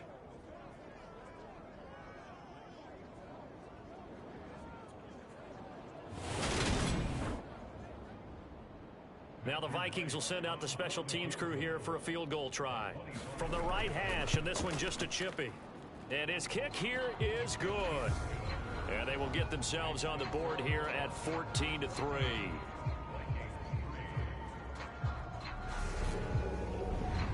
So, Charles, they are on the board after that kick. So 3 drives, 3 points. Obviously not the start that you were hoping for, but they're able to erase that 0 off the scoreboard. Yeah, I guess what you're saying is a point a drive is not what offenses are striving for by any stretch. They're happy they've got 3 now. They hope that that unlocks their offense for bigger points down the road. Here comes the Atlanta offense now ready to take over here. And not an abundance of time remains on the clock, Charles, but you would think more than enough to try to extend this lead before intermission. And when you're talking about extending the lead, I think you're talking about aiming for the end zone because there is plenty of time for that. The fallback is to get 3. But in your mind, you put 6 on the board right before the half. That's a heck of a dagger and great momentum to carry into the locker room. Now the Falcons going to use one of their timeouts, as they'll stop it with just over a minute to go before halftime. 2nd and 5. And that's caught. It's Brian Edwards. Now another timeout called for by the offense, as the clock will stop with 55 seconds to go until halftime. Hey, defense, let's go. Pick it up, D. They'll look to throw now on 1st down. Oh, that's into a sea of bodies, and it's intercepted. And the Vikings are going to take possession of the football. Really nice pick there for the reigning NFC Defensive Player of the Week. And a good story on that, he said he didn't even know he won the award. His buddy had to call him. He saw it on television and said, hey, congratulations. How about that? And I'll bet you his buddy said, well, since you didn't know, I'll just go ahead and claim the award, right? And everything that goes along with it. But the reason he won the award the previous week and what we just saw there, instincts. Understanding where the play's going and being able to make a play on the football. 44, Mike. They'll try and start this drive in the air. Over the middle, complete. That's Hill. And the tackle going to be made at the 38. The Vikings going to signal for the first of their timeouts. So as they take it over, we step aside. Go. Go. Second and 1. Able to hook up with Williams here on the out route. Now another timeout called for by the offense, as they'll stop it with just over 40 seconds to go in the first half. A 1st and 10 here, and you know, if they could just get 3 out of this, something about whittling it to a one-score game at half that might provide a psychological boost. And he takes it down to the 10-yard line. Another nice gain, 16 yards there, and a first down again. And remember, this drive started off following the turnover, and they've taken no time working their way down the short field. A nice connection there, and now they're looking at a 1st and goal. First down now, but that clock rolling. 44, Mike, 44. They'll look to throw again. He'll get it once more into the hands of Hill. The Vikings going to use their 3rd and final timeout as they stop it with 16 seconds to go in half number 1. It's caught in the end zone. Touchdown, Minnesota. Tyreek Hill as the first half is winding down. And the Vikings are able to cut into this lead in the final seconds of the first half. Well, with this rookie QB, we talk a lot about his ball placement and how good he can be at laying it right in there. I think we just saw, Charles, though, the strength of that arm. That was an absolute rifle for the completed touchdown. It absolutely was, and let's face it, you think he was really ready to get that first touchdown? Absolutely. He threw that pass with authority, just as you described. Big-time arm right there, and let's face it, a lot of quarterbacks used to be pitchers in baseball. The fastball was usually their best pitch, and we saw it there. And he'll be stopped right around where he would have been had he gone down to a knee, maybe a yard shy of there at the 24. The Atlanta offense out there for their next drive. And with 10 seconds left, not really enough time to put something together. And they'll indeed start on the ground to run that clock. 2 yards the loss, 2nd and 12.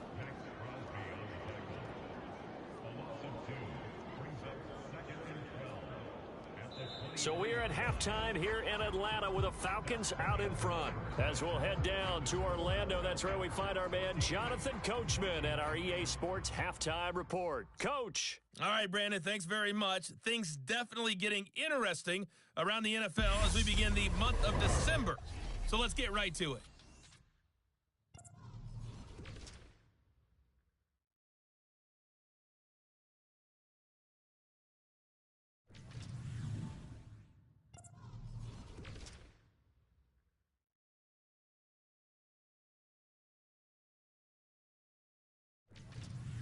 Lastly, let's check on one final game for you. And you can see they are scoreless as they play the second quarter.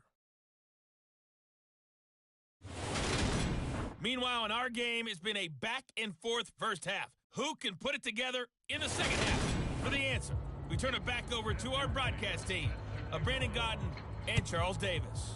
Okay, Coach, yeah, adjustments likely going to play a big role in this third quarter in what's been a tight contest so far. And this will not be returned, so the second half begins with a touchback. The Falcons ready to go back to work to start the third quarter. And, Charles, they've got the lead. Put your coaching hat on here now. What's the game plan for the second half? I think getting the running game going a little bit more, because I thought in the first half they didn't get it moving the way that they would like. They had success throwing it, but I think these first couple of drives, they'll want to get those running backs going and give them more opportunities, and I will guarantee you that those guys were lobbying for them in the locker room at halftime. Coaches always harp on the quarterback reading the defense and getting it to the open man. That's good recognition there, and how about what he did after the catch? Yeah, hit your tight end, let him get some rack. Yeah, when he gets moving, not many guys want to come over and put a hit on him, do they? And he'll be out of bounds after getting this one across the 40. 2nd and 6. Out route looking for McLaurin. He's got him. And he's able to get this one out closer to midfield across the 45. 1st and 10, it's Patterson. And he's got it across the midfield stripe and into Viking territory. Give him 3 on first down. It'll set up a 2nd and 7. In the first half, he was held in check on the ground, but despite that lack of production, they still have the lead. Yeah, and they've got to feel fortunate about that. If they could actually get production from their lead horse, that would help open up this offense and widen this margin, too. 43. 54. I'm coming after you. I'm coming after you. Mike Spot. Stand. Hut. Mike Spot. Ready. Go. Oh, they're going to run a little pop pass here. And that play goes nowhere. Taken down, losing yardage at the 50, right at midfield. The defensive coordinators love that. You got a cornerback willing to stick his nose in there, come up on run support, and stop that pop pass dead in its tracks. And, partner, one good thing about trying to defend that play, you should see it coming the whole way. You see the receiver coming in motion in your direction. Nice job eluding the blocker, making the play behind the line of scrimmage. An even better job studying the play before you have to try and defend it in a game. And they'll get this down to the 42-yard line. I got a kick out of that one, partner. You and I talk often about trying to hide receivers in certain situations, but a guy of his size can't really hide him. But the tight end drag route, definitely an effective way to sneak him across the formation for an easy completion and a first down. Hey, we got tight left. Watch tight end. Watch tight end. Key him. Key him. Ready. Go. Back to the ground now. Patterson. And this will leave him a yard short. Nice pickup of 9 yards on first down. The previous run, good for 9. Here's 2nd and a yard. On 2nd down, a run with Patterson. And he is going to lose yardage here. They go backwards there 2 yards, and 2nd and 1 is now 3rd and 3. Well, I would have figured after the 9-yard run on the previous play, getting 1 more yard wouldn't have been much of a problem. But apparently it was, and now it's 3rd down.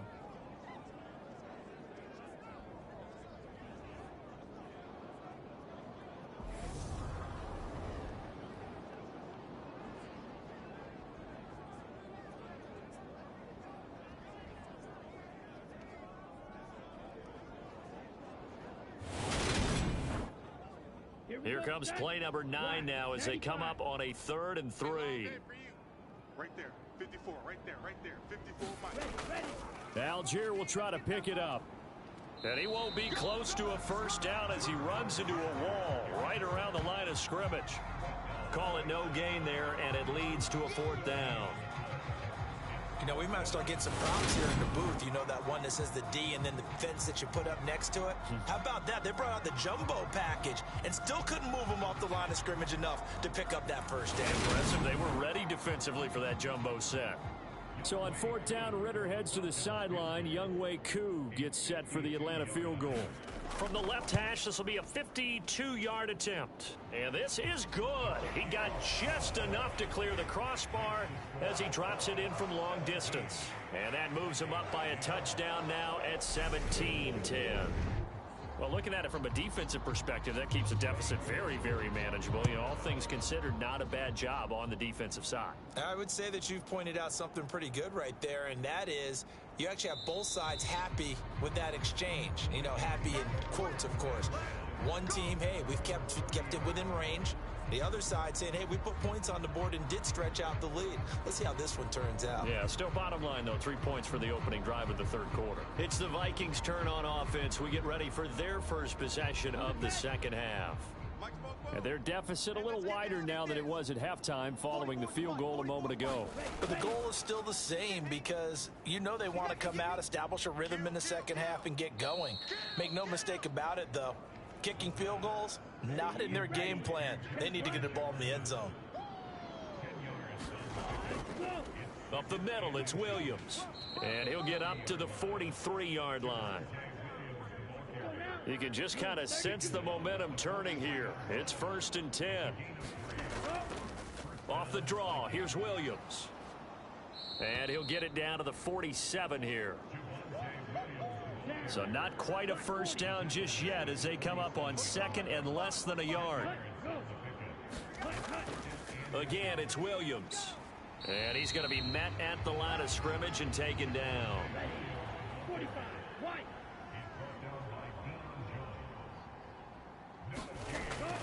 They'll try and run for it. Here's Williams. And he's got the first down yardage before he's brought down at the 42. 5 yards is the pickup there as that extends this drive. I know the game's changed. A lot of people would say it's evolved. Look, I'm a little bit Neanderthal, okay? I love this. No exotic formations, no misdirection. Just line up and run the darn ball and pick up the first down. I love it. Yeah, 3rd and short. That's what you're supposed to do. Like you said, old school smash mouth football. Set, hunt, yellow, 22. Run. Double tight. 4 down. Check. 45. Ready. Now a first down carry. It's Williams. Now he'll be stopped at the 35, but not before he picks up 7 yards. Come on, set. A good run got 7 on first. Here's 2nd and 3. 45 the mic. 45 Here's Chandler on 2nd down. A gain of 5, good enough for the first down. Let's go. 50, green.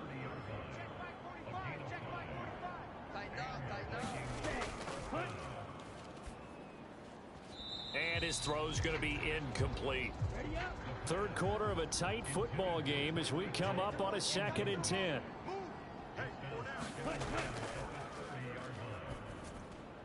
Now this one over the middle into the hands of his tight end, complete. That'll leave him with a 3rd and 2 coming up. They got 8 yards there.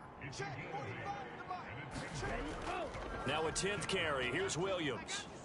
Yeah, this is not going to be enough. Was in search of 2 yards and only got halfway there. Well, they picked up a portion of it, but not all that they needed. Now that leads to a decision on 4th and 1. Let's see what they decide to do.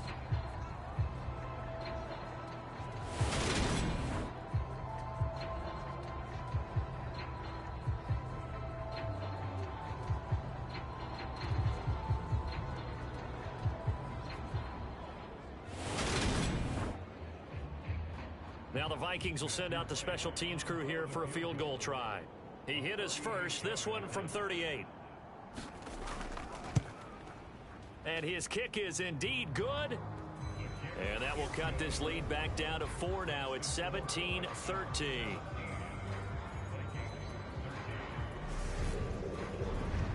So they get the 3. It was 4th and 1, and I think you were doing what I was doing. I was looking down at the sideline. I'm not sure the offensive unit wanted the 3. They wanted to go for it. But when have we ever seen a unit that didn't want to go for it in that situation, That's true. right?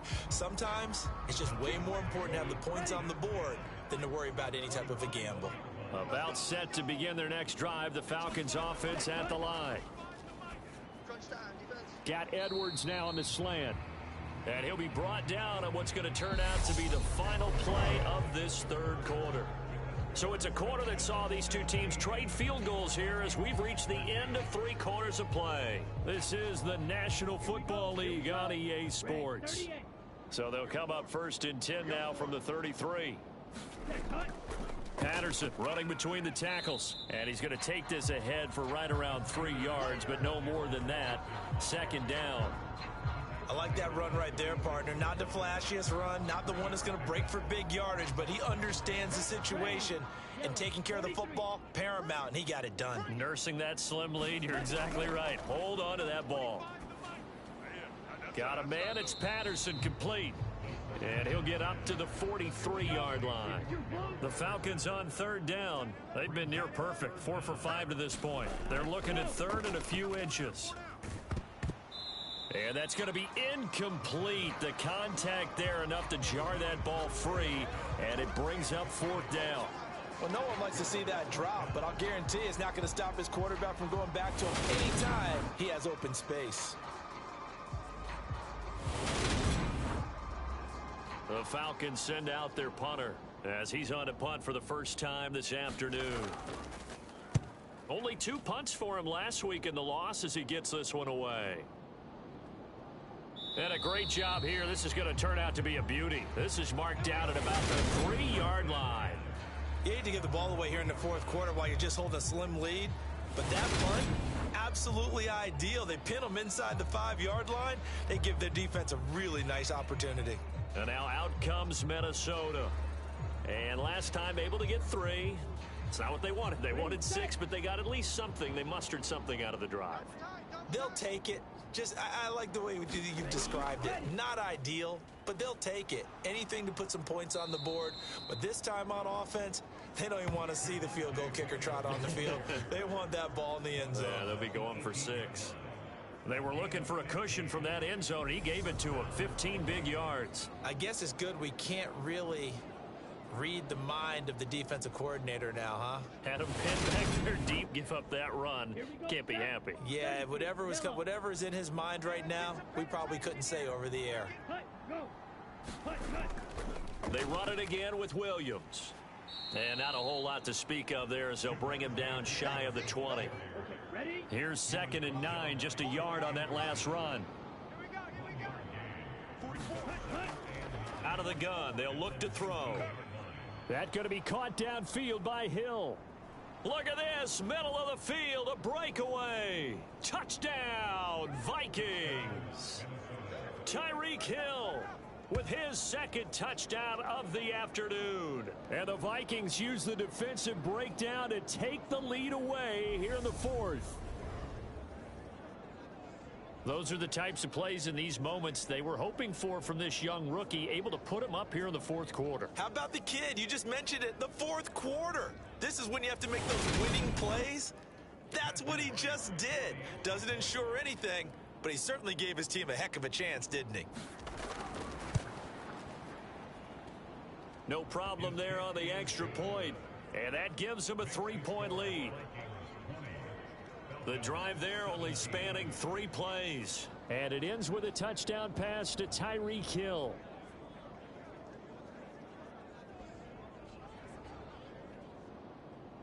Minnesota's kick team ready, and the Vikings boom it away. This one fielded at the 5. And it's a pretty good return here as he'll get this up to the 29.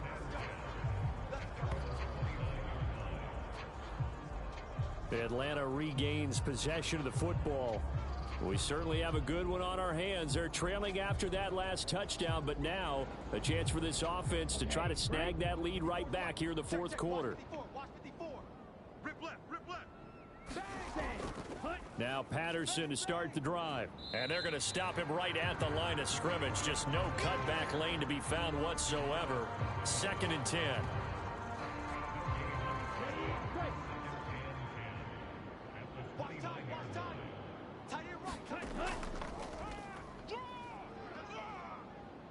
And he is going to lose yardage here. It'll go as a loss of a yard, so now they deal with 3rd and 11. Well, that's the big drawback to this play. Even if somehow the quarterback pitches it, he's not immune to the big hit. In this case, he kept it and absorbed it anyway.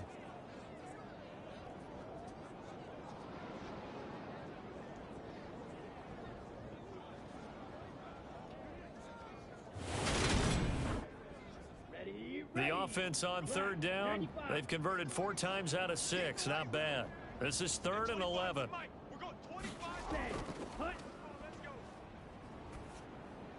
Throw over the middle, going to be caught here by Pitts.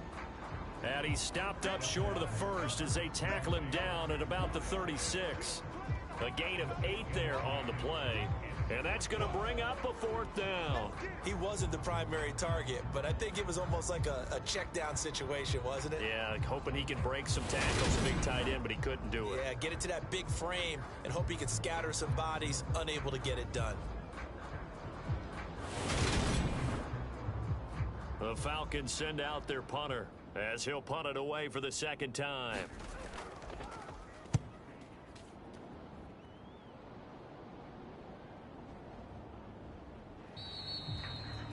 The good kick, 48 yards, 4 on the return. And the Vikings will take over here 1st and 10.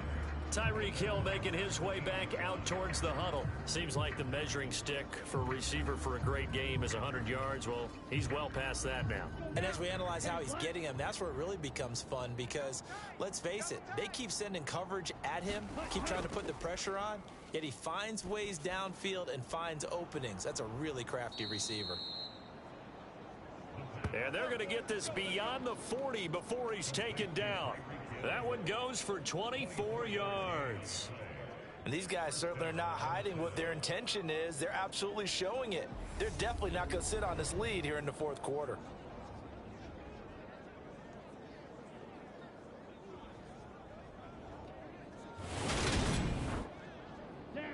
One play has him up past the 40 already, and another 1st and 10. 45, 45. Go. Ready, go. Now we give up the middle to Williams. And he is met at the line of scrimmage, and he goes down right there. Call it no gain on the play, and it'll be 2nd down. Ready. Mark 40. Push him back. Push him back.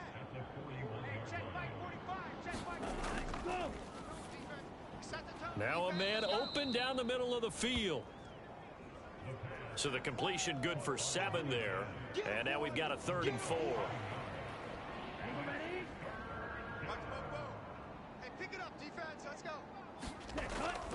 From the shotgun, he'll look to throw. And that is incomplete. Oh, he had a defender right there with him to force that to the ground.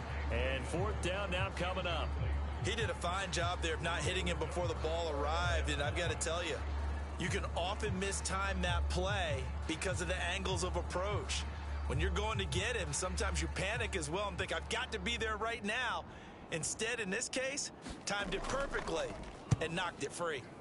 So they're forced to punt on 4th as this one's away. 36 yards on the punt with no return, and the Falcons will get it 1st and 10 from deep in their own territory. Now this offense back out and set to go for their next drive. The last series form a little disappointing, forced to punt. And now they'll try to do better here and come away with some points as they begin this drive, 1st and 10. They'll come out throwing here to start the drive. He finds his man, complete. It's Patterson. And able to get it across the 20 before they get to him. Now on 1st down, he'll drop to throw it. That's into the hands of Edwards. And he'll get this up past the 25 before he's out of bounds. Let's go heavy. Let's go heavy. Let me know what you got. What you got, heavy? They're going to look to throw. He finds his man, complete. It's Patterson. And they get him down, but not before he takes it across the 40-yard line. The Falcon passing game looking good on this drive as they get the 1st down. Another catch for him there on this drive, Brandon, and it looks like they're going to utilize him out of the backfield any way they can.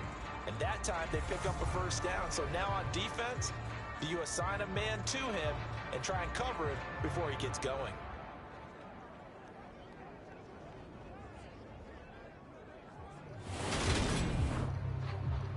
And it looks like this will be the last play before the 2-minute warning. Let's get off the field, D. Let's get off the field, D.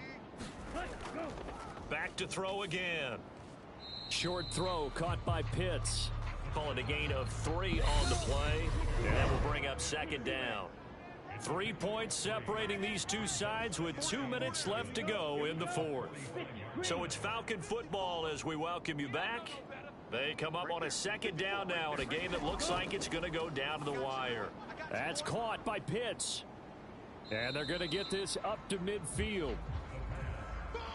They'll get to the line here, but remember, it's also 3rd down. Check, check. Watch 54. Watch 54. He's back to throw. Got his man complete over the middle. That's Edwards. 1st down now, but that clock rolling. They'll look to throw. Over the middle, caught by London.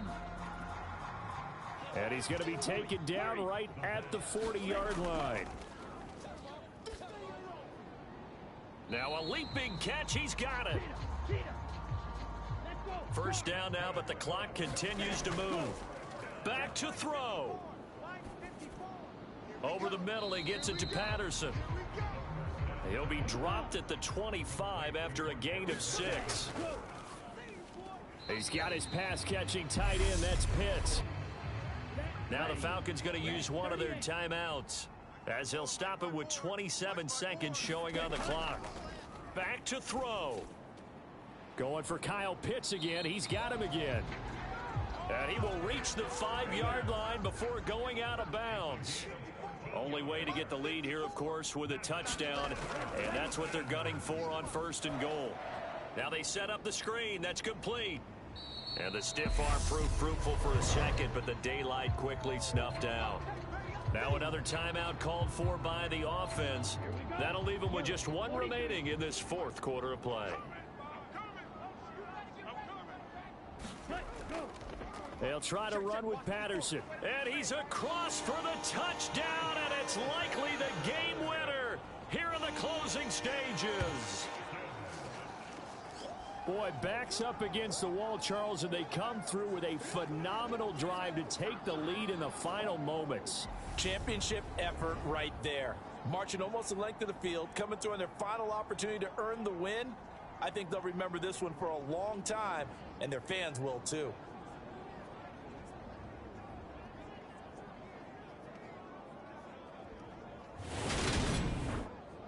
Now Younghoe Koo for the extra point.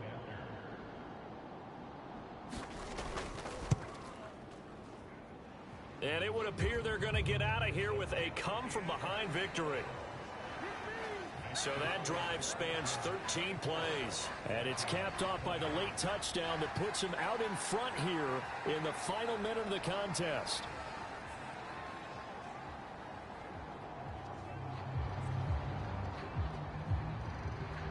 Following the touchdown, here's Koo to kick off.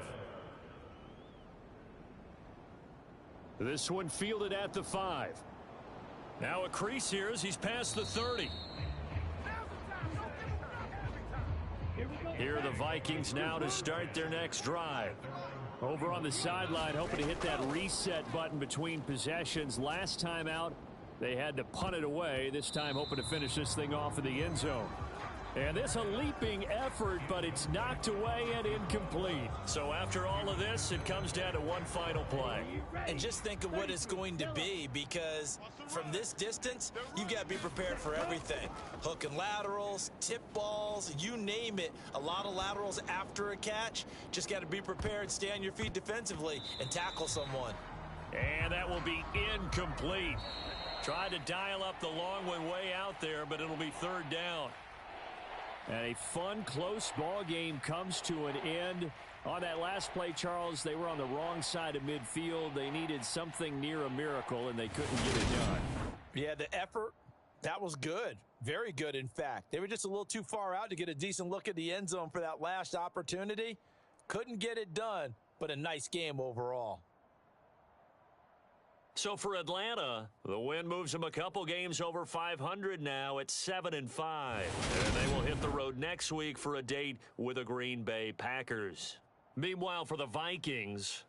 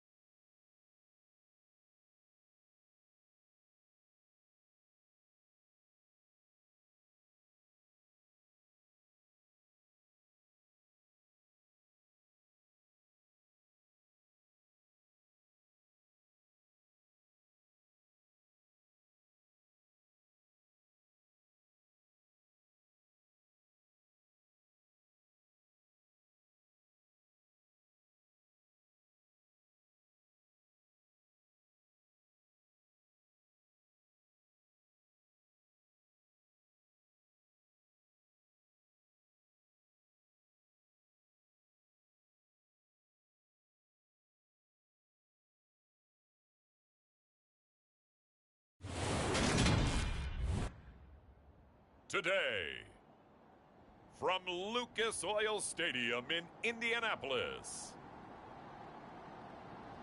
it's Week 13 of the NFL on EA Sports.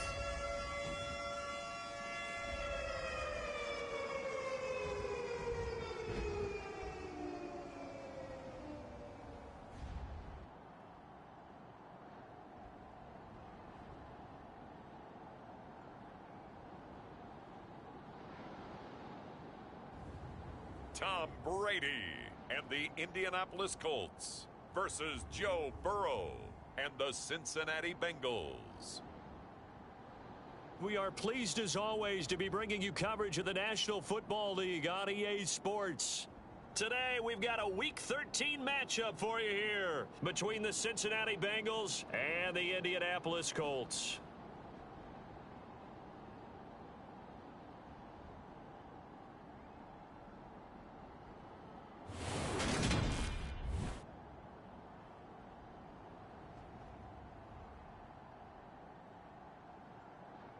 With Charles Davis, as always, I'm Brandon Gaudin. Charles, you talk about storylines in this one. I think it begins and ends with our two quarterbacks, certainly two of the best in the business.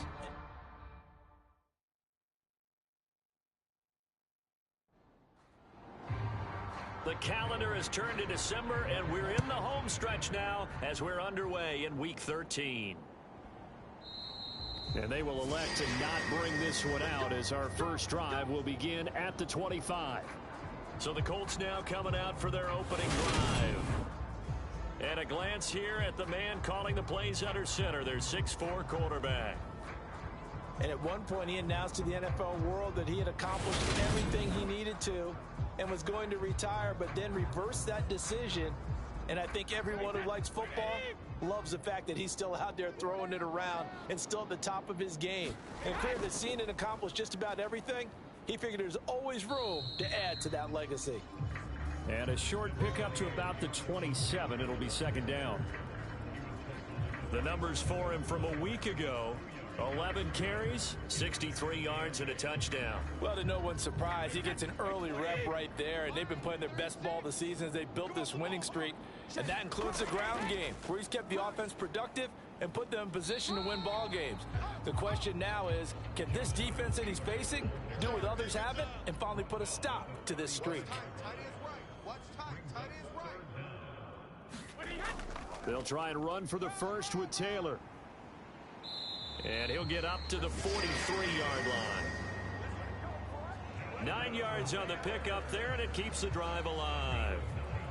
The Colts had 8-3 now. And they coming on a pretty good roll here. Winners of 3 straight. And they were able to tough it out last week. A close one-score game. And those are the kind of wins that pull you together as a team because everyone gains confidence and they feel like they can continue to get better.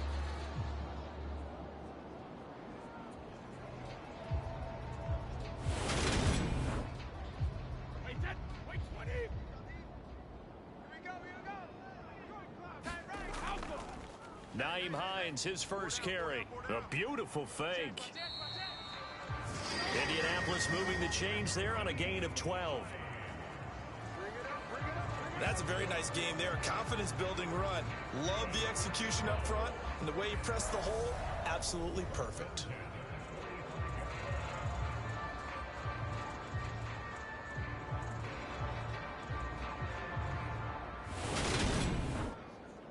So they'll come up in Bengals territory now with a 1st and 10 at the 45-yard line. They run again with Hines. And he'll get it inside the 40 to the 39. After the pickup of 5, here's 2nd and 5. Running straight ahead, Taylor shoves him away. That's some strong running there as he's down just shy of the 20 on the edge of the red zone. That good for 19 and a first down. You were telling me this yesterday. That's exactly what they want to do on the opening drive, establish the ground game. Yeah, remember our conversation. We were talking about what one of the GMs in the league has told me repeatedly. It's a big man's game, and it's not necessarily size. He's talking about playing some big boy football. Line up, get leverage, knock people back, and establish the run early. All runs on this drive so far. It's 1st and 10. Now they'll throw with Brady.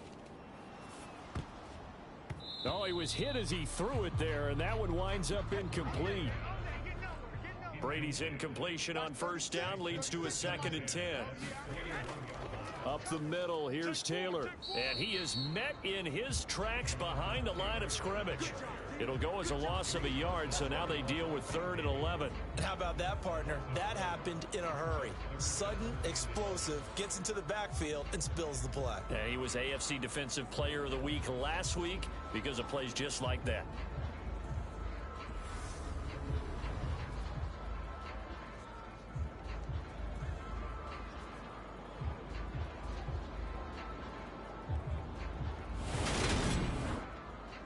Play number 9 now on this pretty long opening drive, but this is 3rd down. Watch 36. 36 to my To throw is Brady. He'll drop this down to Taylor. And he's going to come up well short as they rally up to stop him at about the 16. That one good for only 6, and it leaves him with a 4th down. We can make this one pretty simple. Locked up all of his progressions downfield, forced to get it to his running back. But how about the way they ran to the football and knocked it down to force a 4th down?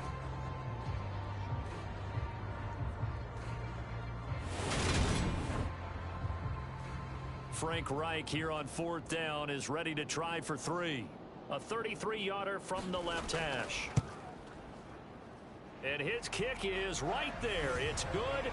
And the Colts hit the scoreboard first. It's 3-0.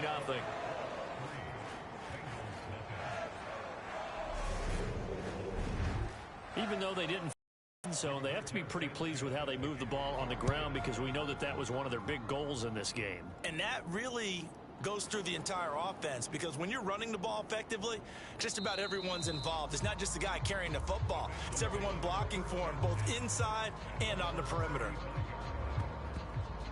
Here are the Bengals on offense, and here is Joe Burrow ready to lead them at quarterback. Hey, we all love a good story, and what we like even more, guys who can fight through adversity. Joe Burrow coming out of high school, goes to Ohio State, doesn't get a chance to start, transfers to LSU, not thought to be a top prospect, ends up the #1 pick in the draft, and justifies it.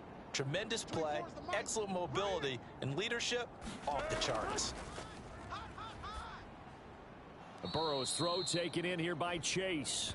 Here we go. Here we go. First play of the drive going for 14 and also going for a 1st down. A first carry here for Joe Mixon. And he's going to get this one down to the 45. The numbers for Mixon last week: 13 carries, 70 yards, and a touchdown. They've won 2 straight games, and they've done it with the running game as the focal point of their offense. So in this contest, I don't think about doing anything else. I continue to ride the hot hand that I've established and lead with the runners. And able to push forward for right around 3 yards down to the 42. So 3rd and 2. This quite possibly 4-down territory, though, if they're stopped. They give to Mixon to try to pick it up. He is going nowhere as he is enveloped behind the line. Call it no gain that time, and they're going to be left looking up at a 4th and 1. I think what we just saw there, partner, was linebacking speed that can trump O-line power. We see that at times because he filled the gap before the offensive lineman could get to the next level and take him on.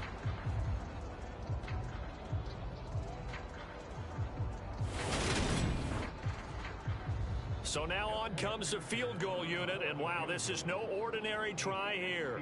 This will be spotted just shy of midfield, a 59-yard attempt. McPherson's kick is good. And that will tie us at 3-3.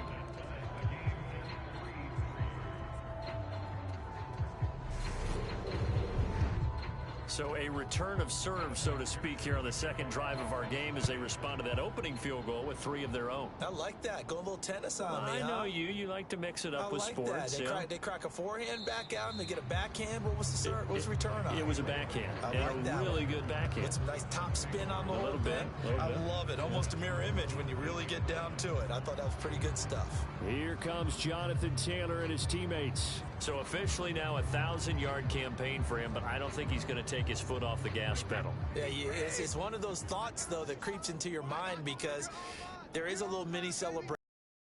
Lines, everybody, hey, job well done, over 1,000 already, but guaranteed, as you noted, someone's jumped in that huddle and said, a lot more to be done, guys. Let's not, would you say, take your foot off the pedal? Let's not do that right now. But there is that possibility that people can get self-satisfied.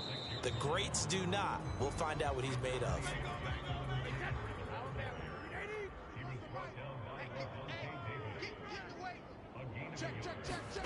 Brady going to try and throw on third down. And he'll be taken down, but he does have first down yardage.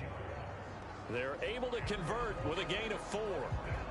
And Brandon, from our time in college football, where receivers weren't running the traditional NFL route tree, one thing they did learn, find open areas, find soft spots, and set up and catch the ball. And I think we just saw that there. Yeah, we saw that indeed, picking up the first. So 1st and 10 now from the 30.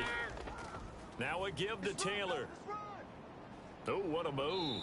And able to use his stiff arm for a little bit of leverage before he's taken down. A pretty good gain. 2nd down, another run with Taylor. And he'll get up to the 43-yard line. A couple of first downs, has the football position at the 43 as they come up 1st and 10. To throw, it's Brady. Throwing middle, and it's complete.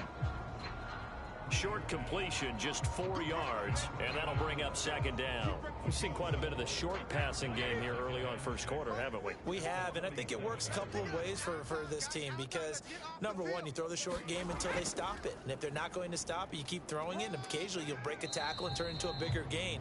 Also, if they start to creep up, start to pressure receivers, now you go over the top, take it deep, and now you get some of those big shots downfield. 3-3, a tight one after one on EA Sports. And this offense on 3rd down today, they've been okay, 2 for 3 thus far. They're up against a 3rd and 1 situation. Hunter Henry brings it in. And he is going to have a Colts first down as they're able to convert by plenty there on 3rd and 1. And the tight end is certainly a position built to move the chains because they can control space underneath. If they've got good hands, then of course they're a dynamic target. But one other thing is they're right in the sight lines of a quarterback on just about every play. And that makes it easier for the quarterback to pick him out and deliver. Brady now on 1st down. A quick throw knocked away. It's incomplete. Brady's incompletion on 1st down leads to a 2nd and 10. Now back to throw. And he's left with no option here but to throw it away. Well, this drive, they're a perfect 2 of 2 on 3rd down conversions, but they need a full 10 yards here. Brady. Yeah, this pass broken up. Excellent coverage there on 3rd down as that was not an easy one to hold on to. My first thought is surprise because that's one of the better tight ends around, and I've seen him pull in balls like this before. But how about a little credit to the defense forcing that incompletion? So coming on now is the field goal unit. They're going to try for 3, and he'll need all the leg he's got here. And he missed it. It's no good. And this game will remain tied here in quarter number 2.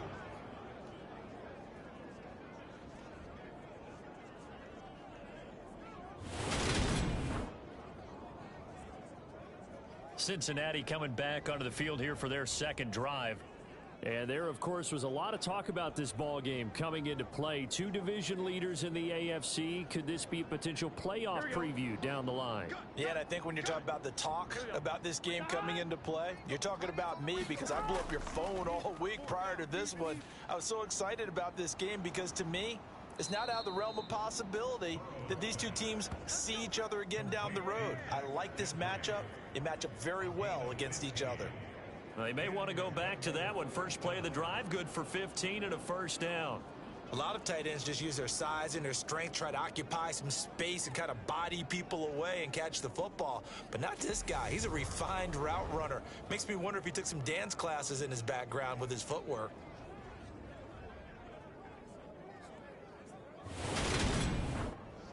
Here we go. Line of scrimmage, the 37 on 1st and 10.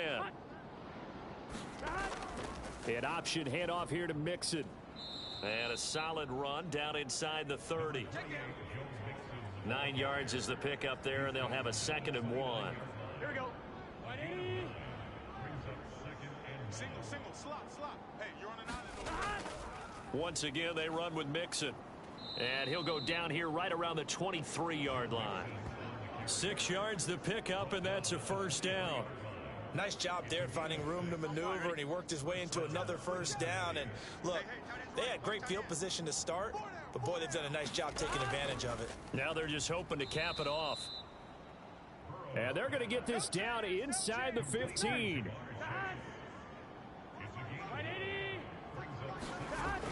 Looking to throw again on second down. Burrow. This throw incomplete, nearly picked off. And with his pedigree, he doesn't drop many of those. But third down coming up.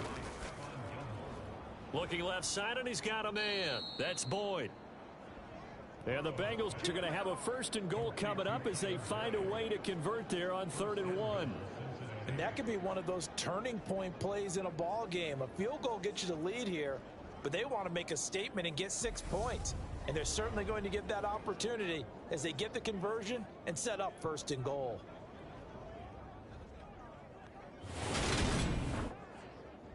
A kicker fest so far, all points via field goals. They're hoping to change that right here. Mixon.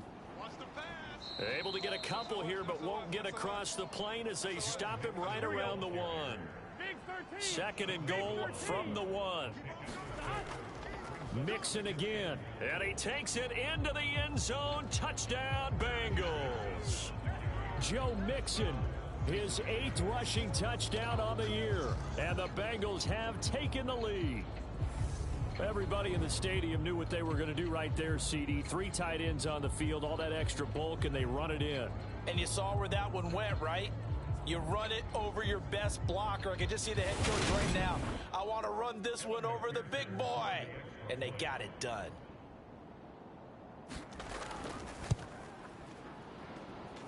Extra point by McPherson, up and good. And the lead is now 10-3. So that drive in total 8 plays. And it all culminated in the touchdown run coming from Joe Mixon.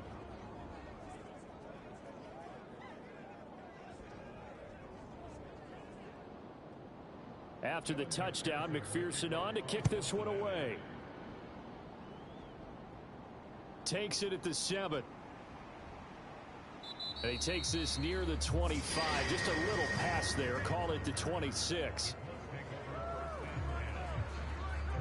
Colts taking the field again. Running back Jonathan Taylor at center stage. They're behind in the first half here, CD, but it's not through any fault of their running back. He's had a strong start to this one. And you're right about that, partner, because watching him play, you would think that his team is in the lead. He has been a lot of fun in this contest. Now let's see if they can actually make something happen and put more points on the board behind his efforts. Yeah, I'm curious to see, Charles, if they can play complementary football and get that passing game going as well. From the 31, Brady. Wide open receiver complete. And they get him down, but not before he takes it across the 40-yard line. Throwing on first down is Brady. Quick hitter here, it's complete. And they'll get this down to around the 47-yard line.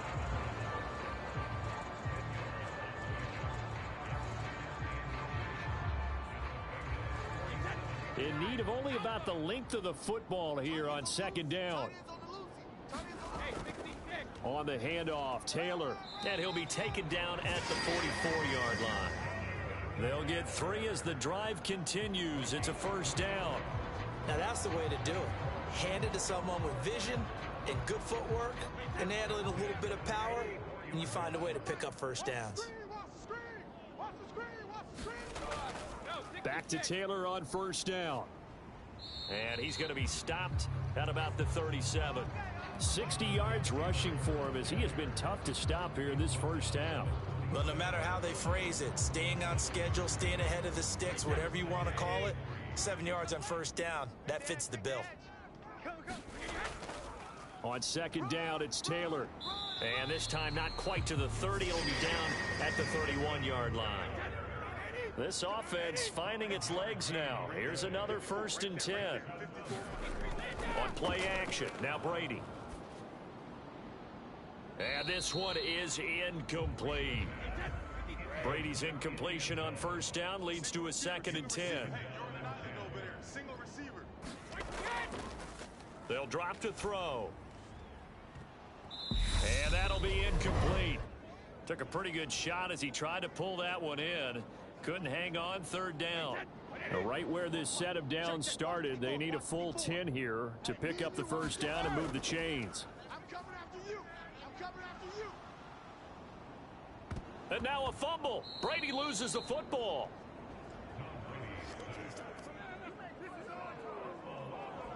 Offensively lucky they're able to keep the football, but now 4th down, so they'll have to boot it away. I do think, though, they're going to look at this as a positive. 1, they recovered the fumble, so they retained possession. But 2, being able to punt it changes field position for them. Imagine if that turnover takes place there. Now your defense has to go onto the field and try and hold. Instead, they get a little breathing room.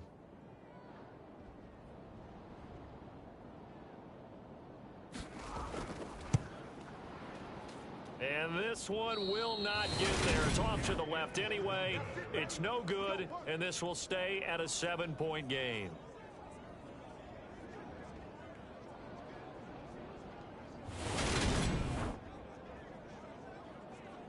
Cincinnati set to take over once again. The football changing hands here, and as this offense takes the field, Charles, they'd be fine with more of the same on this upcoming drive. Last time out, they found the end zone for 6. And they're certainly hoping for more of the same, but the game plan, I doubt it'll just be a carbon copy of the last drive, because I think this offense is ready to break out some new wrinkles and try some new things that might be hidden in their playbook. They want to use that confidence to its advantage while also keeping the defense from anticipating what's up next. Now the Bengals going to use the first of their timeouts as the clock shows 50 seconds to play here in half number 1. Mike 14, Mike 14. Here we go, G. They will throw on first down with Burrow. He finds his tight end Gentry. Now another timeout called for by the offense as they'll stop it with just over 40 seconds to go in the first half. And just a yard to go here on 2nd down. 24 is the mic. Squeeze.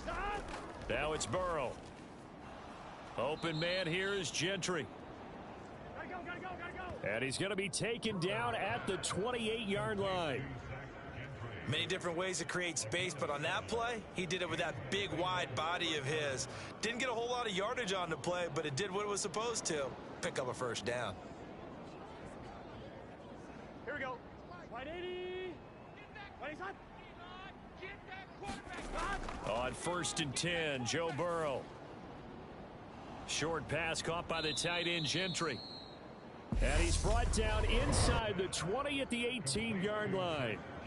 Now the Bengals going to signal for their 3rd and final timeout as they stop it with 16 seconds to go in half number 1. McPherson's kick is good. And they will stretch their lead to 10 now at 13-3.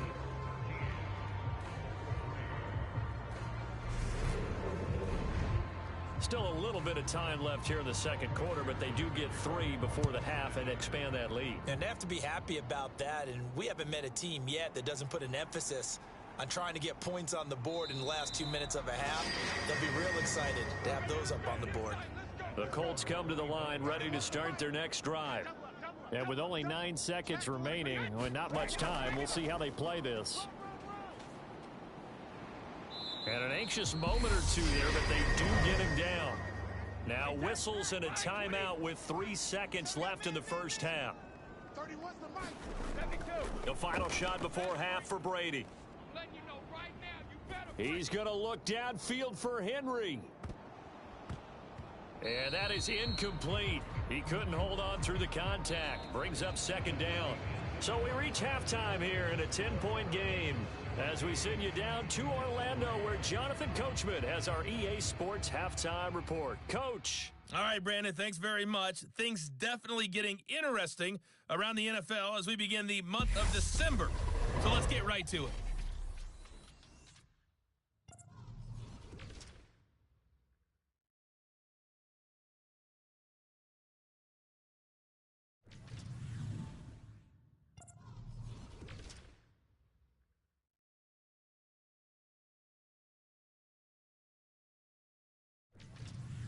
Lastly, let's check on one final game for you.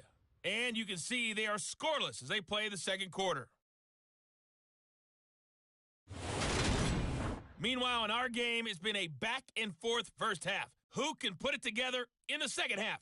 For the answer, we turn it back over to our broadcast team of Brandon Gott and Charles Davis. All right, Coach, thank you, and we welcome everyone back for quarter number 3. The Bengals set to receive. They have the lead and the football to begin quarter number 3. And out a little across the 25 to the 27.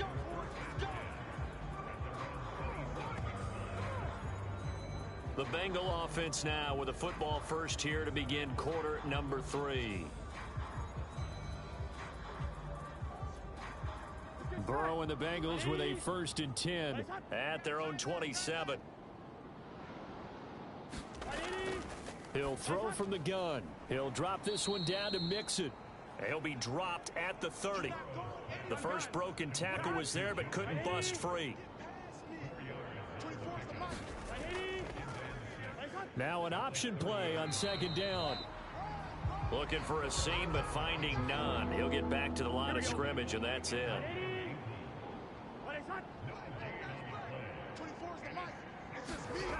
On 3rd down, Burrow.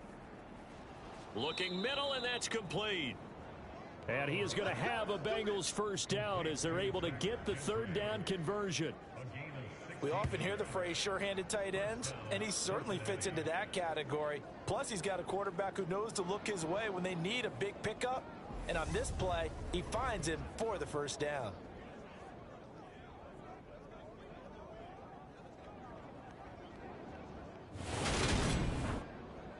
Here we go. Hey, can.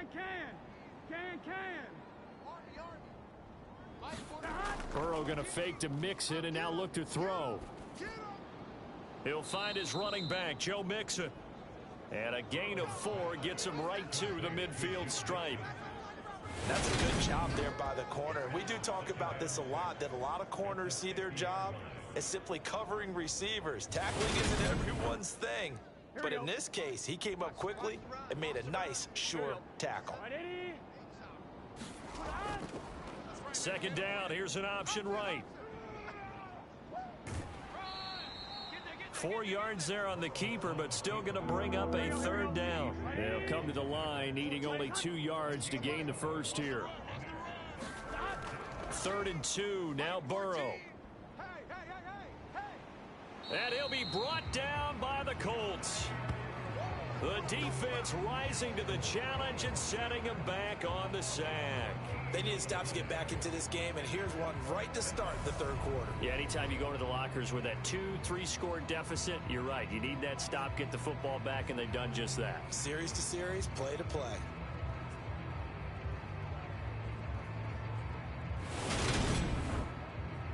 Here's Bradley Pinion now. And the way this offense has moved the ball, he hasn't been needed till here in the 3rd.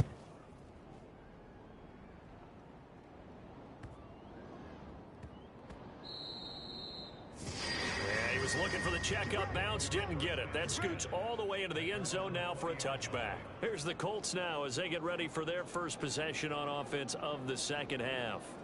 And, Charles, they're certainly still right in this game, but they need that offense to wake up and in a hurry. Yeah, I like the way you put it. They certainly did seem to sleepwalk a bit in the 1st half. Now that their defense has done its job, it's their turn now to go out and try and get some points.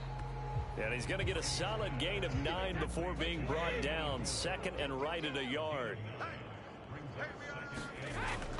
From the gun, it's Taylor. And he's able to get out to the 32, brought down there. From the 32 now, here's 1st and 10. Brady going to throw. The connection here with Nelson Aguilar. And that's good for a pickup of 10 yards. And that'll leave him with a 2nd and just a few inches left. To the right side, this is Taylor. And he'll get it out a couple yards shy of midfield at the 48. 2 first downs have him up near midfield now on 1st and 10. Now Brady. And that is incomplete. Oh, the coverage a little too good there, and it's second down.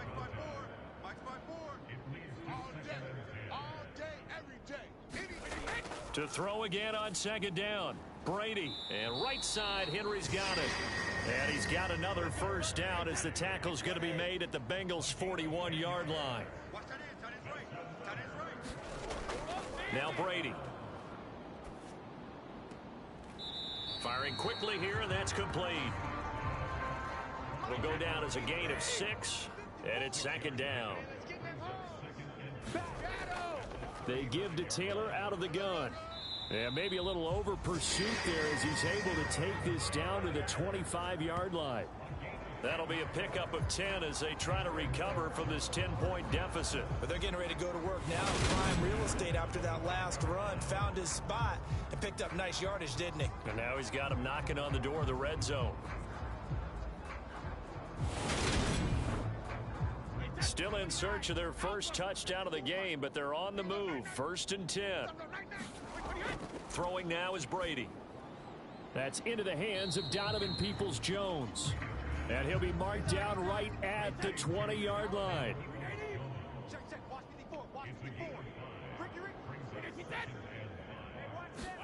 Now Brady bounces forward on the jet sweep. And he's dropped just before the line to gain. 4-yard pickup leaves him with 3rd and 1.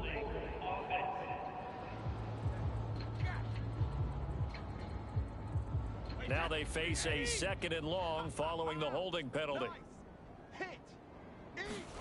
Brady now to throw. And this complete to Henry over the middle. And he'll be marked down right at the 15-yard line.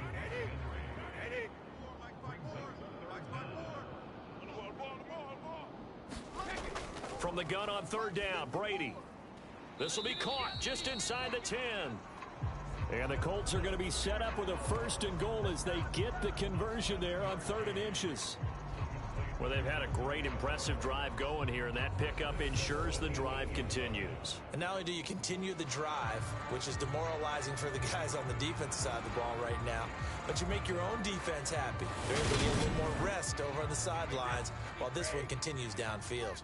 1st and goal, and they got to be thinking a chance to get right back into this football game. They'll run here with Taylor. And he's able to get it down to the 2-yard line. From the 2 now, 2nd and goal. And they'll let the fullback try and take him home. And he takes this one in for a Colts touchdown. Jelani Woods, his first touchdown on the year. And the Colts are able to get a score back in the final stages of this 3rd quarter. So a strong drive here to lead off this 3rd quarter and gets them right back in this football game. And I think we can safely call that a statement drive because they had to be saying, we didn't put our best foot forward in the first half, but we certainly mean business now. Maybe a better term, a prove-it drive. They proved it to themselves that they were ready to go. Extra point right down the middle. And the lead down to 3 at 13-10. So that one a 13-play drive in total. And it's culminated by a 2-yard touchdown run. Sanchez now, he'll kick it away following the touchdown. This one taken just inside the 10. A solid return, pretty good field position. They'll start at the 32. The Bengals drive about to get going. Still enjoying the lead here in the 3rd quarter despite their defense giving up that last touchdown. Now they'll see if they can get the equalizer here on this drive. Found a little room there as he's up to about the 37. And they're not going to get to the line to run another play. So we will switch ends as the 3rd quarter has come to a close. We'll return with more after this break. You're watching the NFL on EA Sports.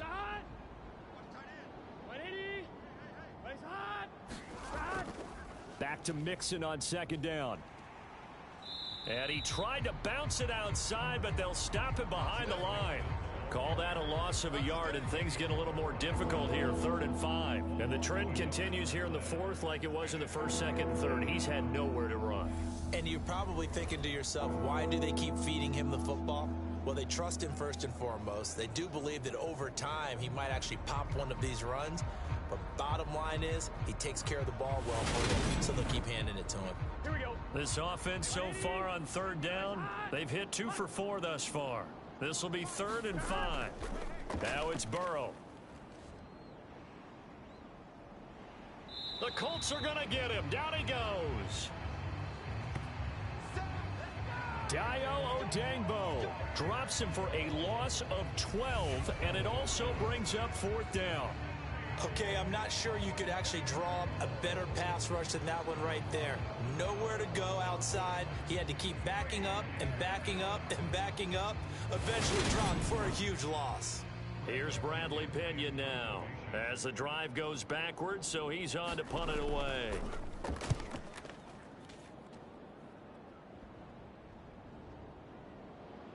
Oh, a nifty juke there. Not much fun for a guy trying to tackle it. So a change of possession here on the punt. And the Colts will go on offense here, 1st and 10. Here comes the Indianapolis offense now as they get set to take over. And you sense the tide turning. They scored, then their defense forced the punt, and now a chance to ultimately take the lead here late. On 1st and 10, here's Brady. He completes it to Henry. Call it a gain of 6 on the play, and it'll be 2nd down.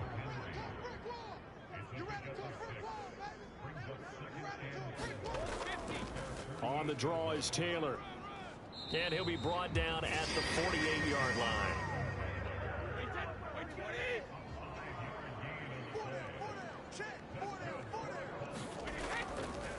1st and 10, Taylor now. And they'll get this just to the 47, 1-yard gain.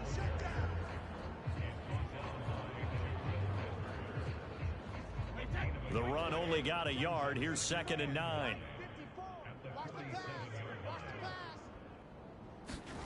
Here's Brady to throw. They'll set up the screen to Taylor.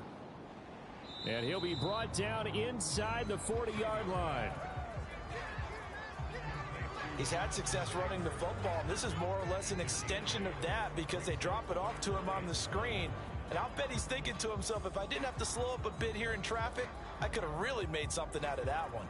So 3rd down, but you got to think they'd like to get closer, even in a dome with good kicking conditions for a possible field goal. Now Brady. Finds his big tight end, Mo Alley Cox. And he's got another 1st down as the tackle's going to be made at the Bengals' 24-yard line. A little surprise pays off on 3rd and 1. Pass instead of run. Gets him 15 yards. When this offense can get their tight ends involved, they can move the football. Here, a nice route, able to look it in, and picks up the 1st down.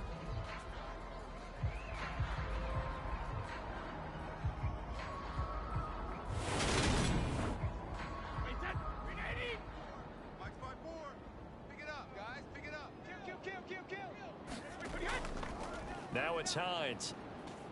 He's able to work free for about 6 down to the 18. They've created a nice sustained drive off of plays like that. A nice strong run there that keeps them advancing the ball.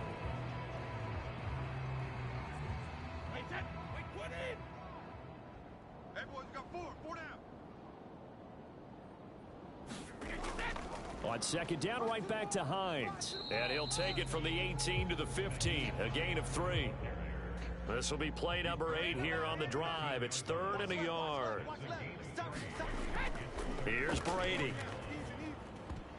And this pass broken up.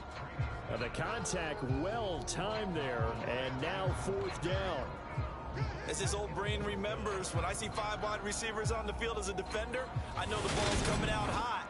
They expected it and got there and popped it free. So the field goal unit is on the field as this is a big spot right here. This from 32 yards away. And his kick is good. And in the 4th quarter, this game is tied.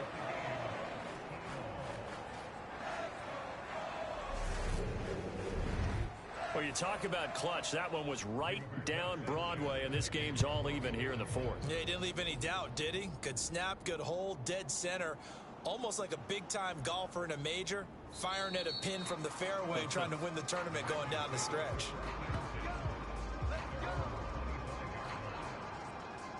And out now, here come the Bengals. And we essentially have a brand-new ball game. After that last field goal has tied us all up, we brace for what should be an exciting rest of this fourth quarter. Burrow going to lead up the Bengals here, 1st and 10 at their own 25-yard line. They'll try and start this drive in the air. He gets this in the hands of Mixon.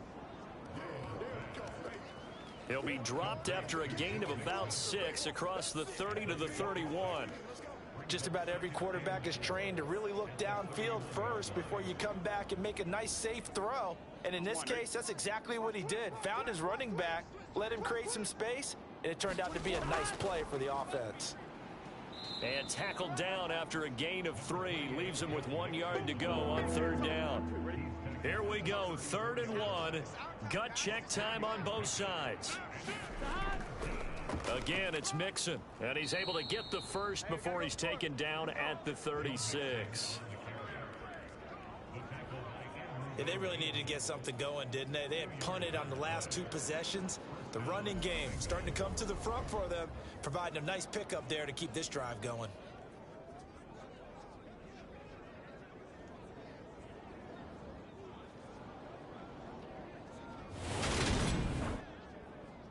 So signs of life in what's been a dormant offense in this second half. Here's 1st and 10. Here's Burrow. Forced out, and he can't find anywhere to go with it, and he goes down. Yannick Ngakoue. He's the one to get him, and that is sack number 7 for him on the year. Now that was a passer's nightmare. The front door totally shut down by the defense, so he kept going backwards, hoping to find another avenue of escape. It didn't exist. Here we go. They don't need to run another play here before the 2-minute warning. Let's see if they do it anyway. After the sack on 1st down, Burrow. He's going to have the hook up here to Chase. They'll wind up getting 7 on the play, and they're going to face an uphill battle here on 3rd and long. So the Bengals in possession of the football here as we get you reset, and they're facing a big 3rd down now in this tie ball game. Burrow going to give this to Mixon. And he's able to take this one up to the 35-yard line. And now right out of the 2-minute break, we'll get a timeout used defensively with 1:56 to go. Here's Bradley Pinion now as he's on to punt for Cincinnati. He's averaging just under 50 yards a punt as he gets this away. On the return, it's Rodgers. It'll be 37 yards there on the punt. And it will be 1st and 10 as they take over. And now Indianapolis set to take the field. And after the field goal last time, we'll see what they can get here. At least they got points out of the last drive, Charles. I never met an offensive coach that didn't want to drive to end with a kick. Most of them wanted to end with a PAT, right?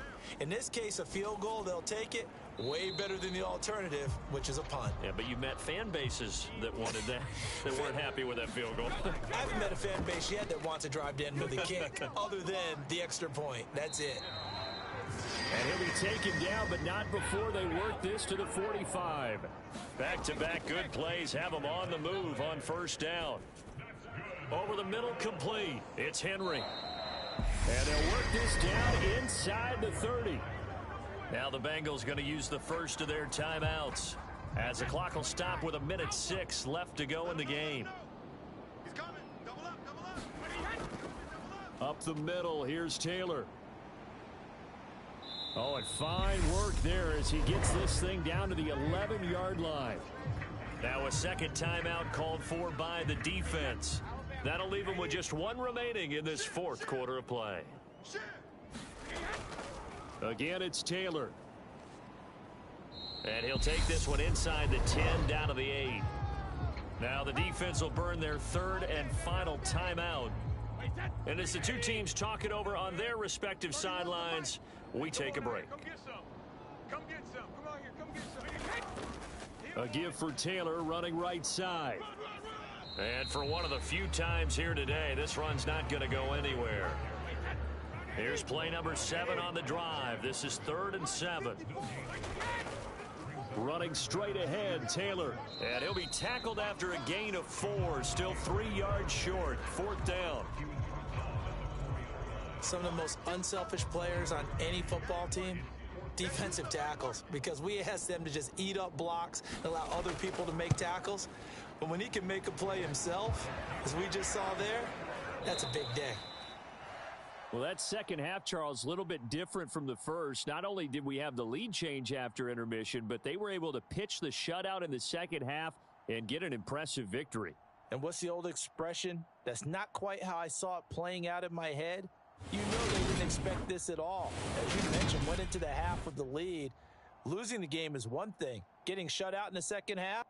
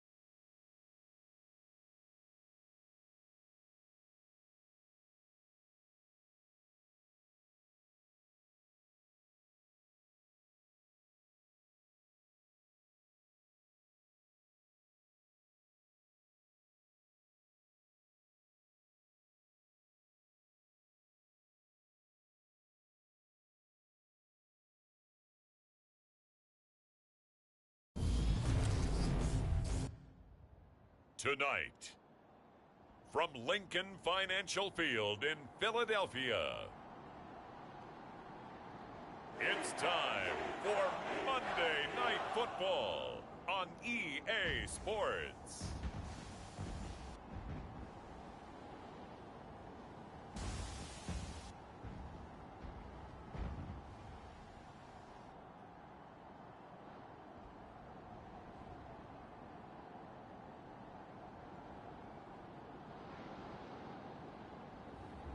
As we'll see Lamar Jackson and the Philadelphia Eagles versus Patrick Mahomes and the Kansas City Chiefs. The city of Philadelphia is one of rich history and passion, and you can always count on the latter when you step inside Lincoln Financial Field. Tonight, we wrap up the first 13 weeks of the season with a good Monday nighter between the Kansas City Chiefs and the Philadelphia Eagles.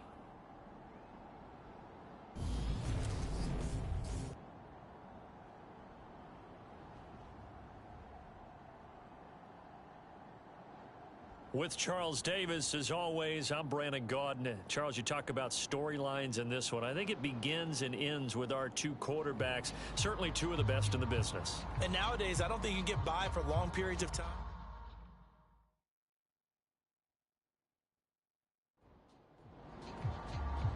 Here's the Australian-born punter Mitch Wishnowsky to get things going. And off we go to wrap up a busy weekend of football. From a yard or 2 deep, here comes a return. And he's up past the 20 to the 22-yard line.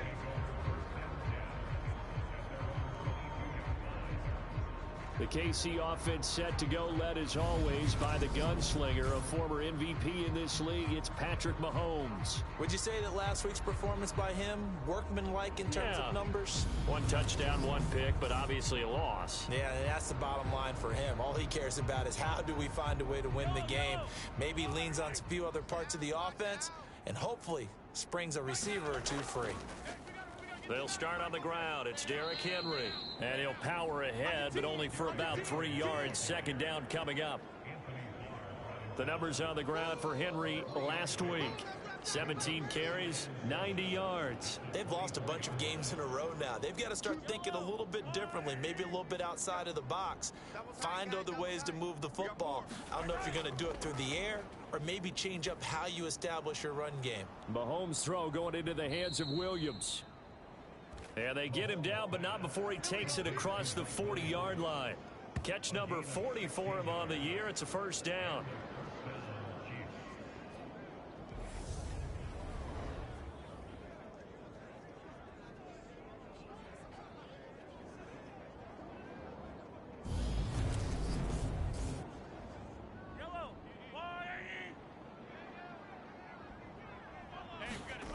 To throw, it's Mahomes.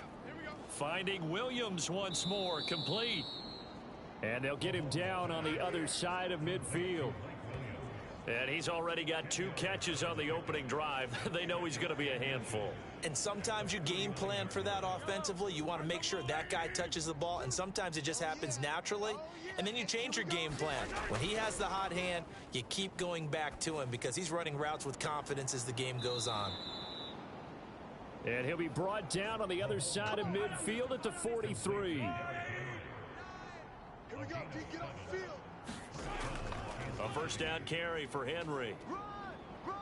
And he's going to get it down to the 33-yard line here. A good position to be in here, 2nd and inches.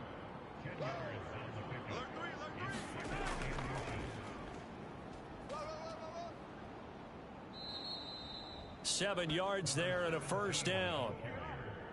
Let's go. Line 2, line 2. Watch the flag, watch the flag. They'll keep it on the ground. Moulton. And he will take it on in for a Chiefs touchdown. A great effort there with his first career NFL touchdown. And the Chiefs put the night's first points on the board as they take the early lead. You'd have to imagine for a team that's lost 3 straight games, scoring first in this first quarter has to feel pretty good. That's feel great for them, and also it's a nice signal to the rest of the team because we talk about complimentary football all the time. So they've now signaled to the defense, now signaled to the kicking game, hey, we're here to play in this one. We're going to do our part. Let's see if you guys will do the exact same, and we can break this losing streak. Extra point by Butker is on target. And it's now a 7-0 game.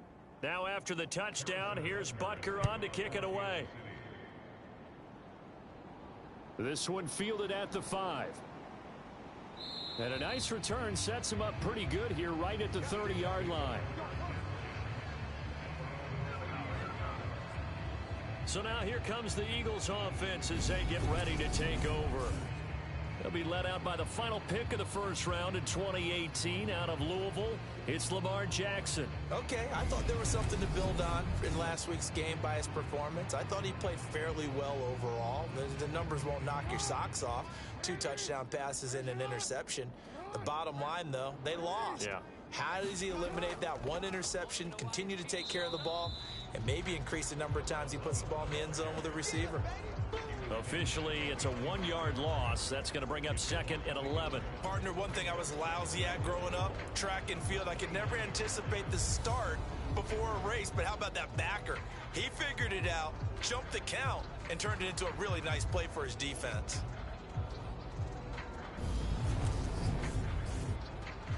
After the loss to start out, here's 2nd and 11. Jackson now. Open man, that's Noah Fant, the tight end. And they'll get it up just short of the 45 at the 44. Philadelphia picking up the first on a gain of 15. The first drive here and the first time that we've called the big tight end's name, but I can assure you this, Charles, it won't be the last. No, it won't, because when he gets going, now it opens up opportunities on the perimeter because that'll draw the defense towards him in the middle of the field. Now your wide receivers are getting involved as this game goes on. Single. On first down, they'll go to the ground attack. And this time they were ready for him as they'll stop him right at the line of scrimmage. He'll lose a yard there, and it's 2nd and 11. That was well played there defensively. 2 tight ends in the formation, which essentially gave them 7 blockers up front. Hard to imagine with all that size and beef that they could let a tackler through, but that's exactly what happened. A loss resulted. So after the loss of a yard, they'll look to push forward here on 2nd down and 11. Here's Jackson to throw. And he's going to have to eat this one as down he goes. It'll go as a loss of about 6, and now it brings up 3rd. The defense is always talking about not letting Lamar Jackson get comfortable. A good job there on his opening drive of making him uncomfortable. And you're talking about doing it so early in the game because all week long, there's been anxiety on the defensive side of the ball. How do we keep this guy hemmed in? How do we tackle him? To get it done that early, that's got to feel great for them. 1st and 2nd down were a disaster. Both went backwards. Now it's 3rd and 18. They need something big. Jackson. He's got his tight end Fant. Touchdown, Philadelphia. Noah Fant, his 3rd touchdown now on the year. And the Eagles respond to that opening drive touchdown with one of their own. When they drew that up, I don't think they envisioned it ending in a house call, but he got it and took it all the way home. Really impressive run after the catch, wasn't it? That was really special by him. But let's face it, in today's NFL, those tight ends are often former wide receivers or maybe even sometimes bigger running backs. They just put them in a position to get a great matchup and make plays like that. Extra point up and good by Succop, and we are tied at 7. The drive summary that time, 5 plays. And it's Noah Fant who caps things off with the touchdown. Each team's had it. Each team has scored. 7-7 here as the kick's away. And this will not be returned. It'll come out to the 25. Kansas City taking the field for their 2nd drive. This drive here beginning probably with a pair of motivated groups. Remember, the offense scored a touchdown on their last time out. Looking to repeat that in Charles's defense. They were very frustrated after giving up 6 the last time on the field. And frankly, it's just a battle of wills in a lot of ways because you know they're both motivated. They both game planned for this drive, and they both have specific outcomes in mind. To me, it just comes down to who can execute better and which side can step up and assert its will over the other. A handoff, running left, Henry. And just no chance of turning the corner. He can only get back to the line of scrimmage. 2nd and 10 coming up. It's rare that a man his size can at least push forward for a yard, but they stopped him there for nothing. You're talking about Tiny? You talking about the little guy back Tiny. there? That monster. Yeah, you're exactly right. And it takes a group effort to get a guy like that down and not let him find some space. The first guy in, he's got to take one for the team, right? Because he's just waiting there and holding on for everyone else to help him out. Well, it looked like the defense, they were ready for that one. Really left him almost no room to work after catching the ball. He could throw every move in the book at him. They were there, and they tackle him for a loss. The Eagles call on the extra defensive back here as they prepare for a stop on 3rd down. Throwing now is Mahomes. Working the middle here. That's complete to Everett, the tight end. And he will have a Chiefs 1st down as they're able to get the 3rd down conversion. Well, that tight end position, it just seems to continue to evolve every year in the NFL. Yeah, you're getting really terrific athletes. A lot of them maybe were wide receivers at one point. They continue to give you speed, great hands, and big bodies, which make them excellent targets for quarterbacks. 2 first downs have them up near midfield now on 1st and 10. Double tight. 3 2 Mahomes taps this forward. It's a jet sweep. And a solid run here as he'll pick his way down to the 42-yard line. They get 10 more there, and I believe that'll be enough for another 1st down. It will.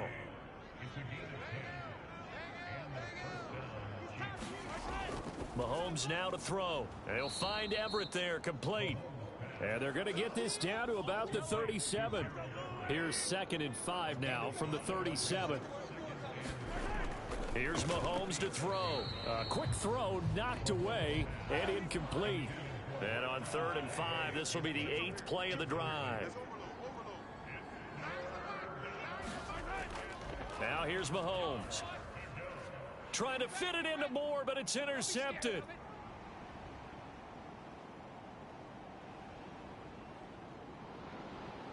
And the Eagles are going to take possession of the football. I tell you what, credit is due there on them preventing the touchdown after that interception. How about him chasing him down and not giving up the pick six? Because what happens a lot of the time is when you see the interception, you just kind of hang your head a little bit and you momentarily pause because you're frustrated. He shook that off and gave great chase and got it done. Still a great return and very good field position. So the ball down to the 16 here for 1st and 10. After the interception, here's Jackson. And he slings one that's incomplete. So now 2nd and 10 after the incompletion on 1st down. 4 down. To throw is Jackson. And that's complete to Adams. And he's brought down, but not before a really nice stiff arm to create a little space. Mike's 50. Mike's 50. You ain't doing nothing today. Jackson looking to throw on 3rd. Touchdown, Eagles. A 9-yard touchdown grab. And the Eagles have taken the lead. And that's exactly what you're supposed to do with good field position. You make the other side pay when you don't have far to go for the score.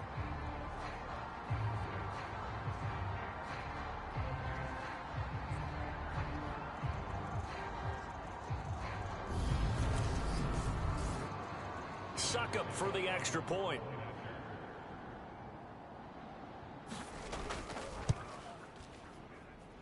It's up and good, and it's 14-7 now here in the 1st quarter. So they only needed 3 plays on that drive. And it was capped off by an Eagles touchdown. Here is Wisnowski to boot it away following the touchdown. And here comes a return from just beyond the goal line. And ultimately, he stopped right where he would have been if he had simply gone down to a knee at the 25. The Chiefs offense about set to begin this drive. Trying to shake off the interception from the last drive. He'll look to throw. And he'll be taken down as that will take us to the end of the 1st quarter of play. Through 1 quarter, 14-7 our score.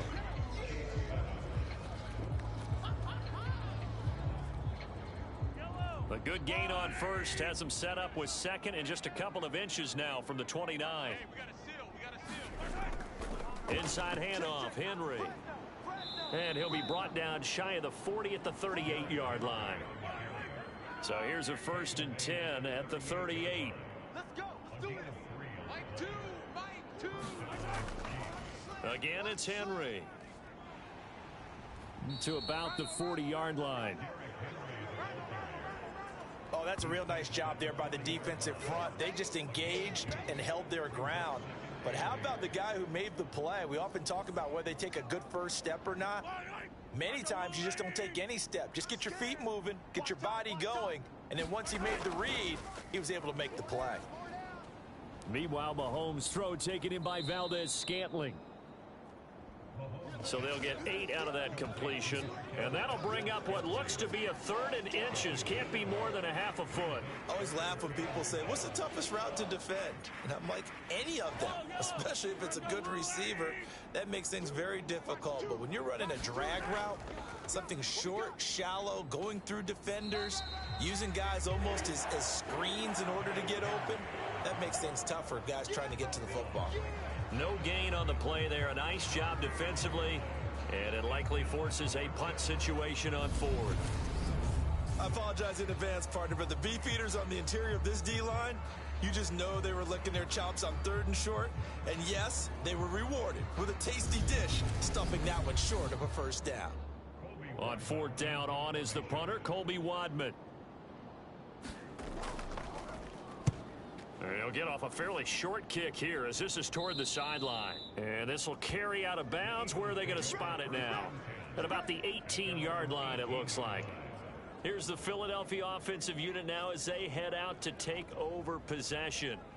And they fell behind early, but since then, 2 touchdowns and a 14-7 lead. Yeah, they found the end zone on their first 2 drives, and even more so after the defense gave up the first lead. But these last two drives, obviously they inspired their D because they shut them down the last time out. They hope to continue that string.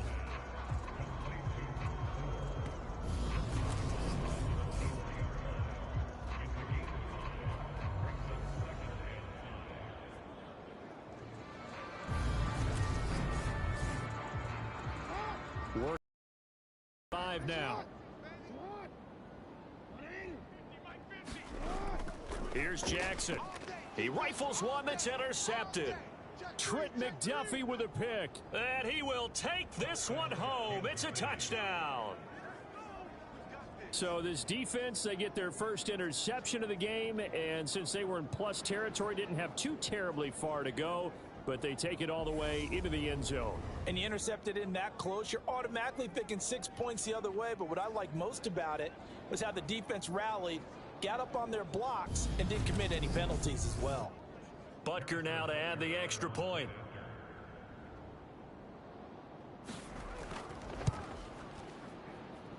And we've got a good one brewing. We're all knotted up at 14. So the defense creating some points, not only getting the interception, but then returning it to the end zone for the pick six. This one tied at 14 now as he sends this one away. And he'll very wisely take a knee here as they'll bring this one out to the 25 on the touchback. Philadelphia getting set to take the field. Now remember, they were just out here a moment ago through the pick six, so we'll see if they can take better care of the football this go around.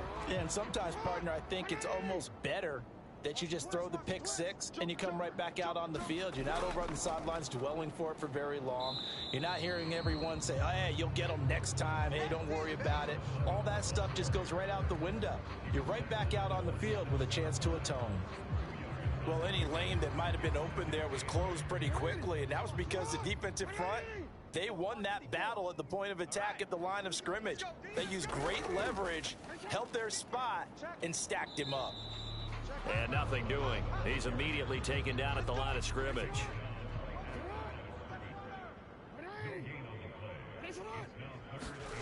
On third down, Jackson.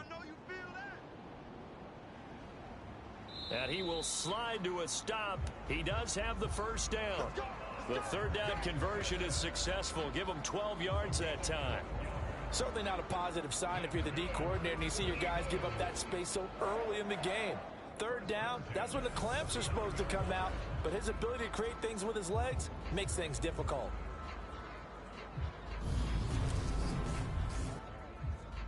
So from the 39 now, they'll come up on a 1st and 10. And now Jackson will look to throw it. And he'll take this beyond the line of scrimmage as he slides to a hole.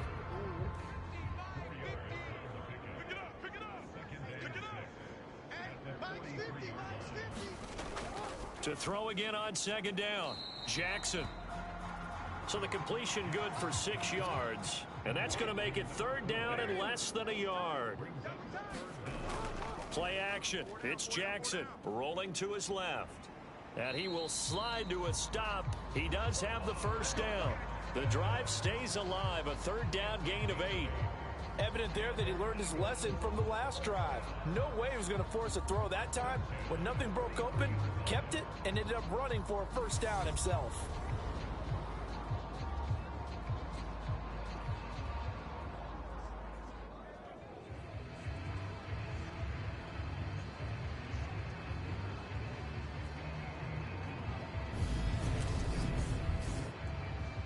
So now 1st and 10 in Chiefs territory at the 43. Jackson. And a quick throw here that's complete. And the tackle going to be made at the 38. The goal for any offense versus his own defense, find the holes where guys are available and put the ball on the receiver before any defender can step up and fill it. They did it well there. Perfectly executed crossing route. They follow up the gain of 5 by only getting 1 there on second down.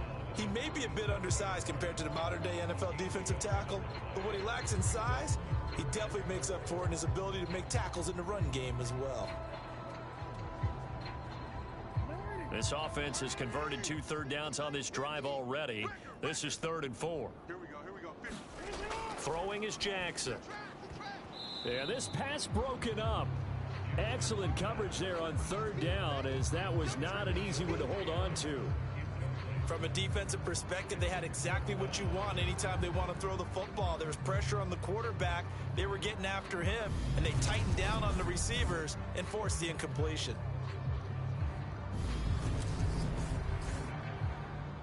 So now they're going to send out the field goal unit to, as they say, fire away from long distance.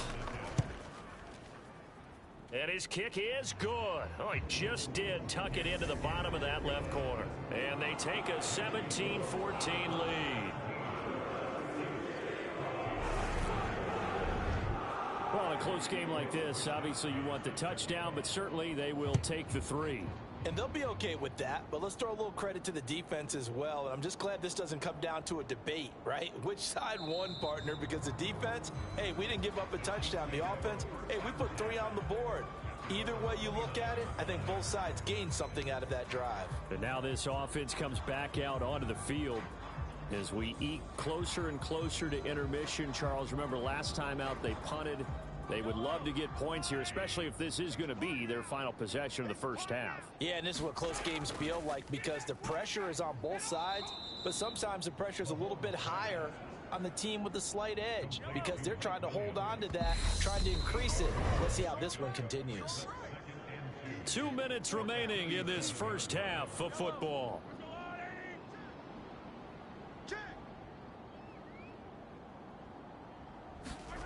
Throwing again on 2nd down. Mahomes. And he slips up past the 45 before being tackled. First down now, but that clock rolling. Looking to throw is Mahomes. Trying to fit it into Moore, but it's intercepted. And the Eagles are going to take possession of the football. You don't see this often. A quarterback of his caliber, 2 first-half interceptions. It's absolutely surprising because it happens so rarely. You're searching for what reason, what's going on out there. It's not just maybe the defense is playing well. Is his horoscope off? His biorhythms? What is it? You went horoscope on us, David. Well, I was thinking maybe REM sleep was off. I'm trying to come up with something. Anything, right? Now Jackson on first down. And he'll be brought down inside the 40-yard line. 5 yards remain on 2nd down. Now it's Jackson. Over the middle, that's caught by Adams. And he's going to be taken down at the 28-yard line. The Eagles going to take the first of their timeouts as they'll stop it with exactly a minute to go before halftime. On 1st and 10, it's Jackson. And he'll protect himself at the end here as he winds up getting pretty decent yardage. Now another timeout called for by the offense as they get the stoppage with a little over 50 seconds to go in the first half. Looking to throw again on 2nd down. Jackson. On the slant, it's Fant. And he doesn't quite make it, taking it within an eyelash. Dropped at the 1. A good pickup there at 22. So many times in my career, I've heard coaches talk about completions are one thing. But as long as we're there at the catch and we get guys on the ground, we can live with that. But if you're going to give up 10, 12, 15 yards after the catch, then your defense is going to be in a lot of trouble.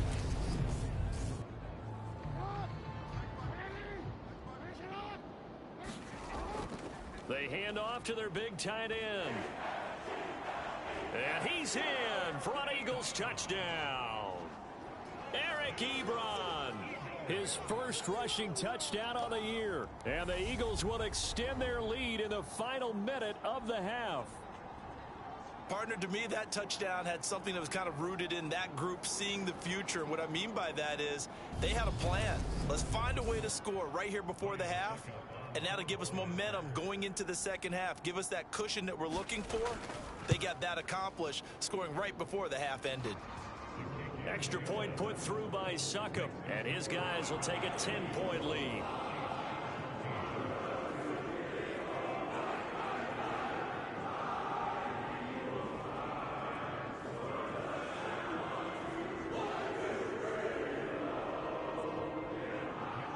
Here is Wisnowski to boot it away following the touchdown. Taken in at the 3. And he'll take it up past the 25 to the 26-yard line. The Chiefs going to go back on offense one final time in this first half. And with time quickly fading here in the second quarter, not sure how aggressively, offensively they want to play this. I think we'll find out just how much they trust their guys in this situation if they decide to take a shot. And throwing to start the drive, but that one incomplete. Once again, they'll come up on the 26-yard line, 2nd and 10.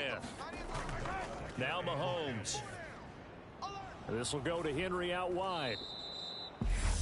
The Chiefs now going to use the first of their timeouts, as it'll come with 15 seconds to play in the first half.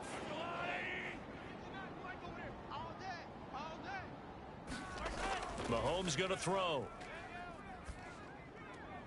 He finds his man, Sky Moore. And out across midfield down to the 45. Now a timeout taken. Perhaps a chance for one more quick play and then another timeout if they hurry. We'll see.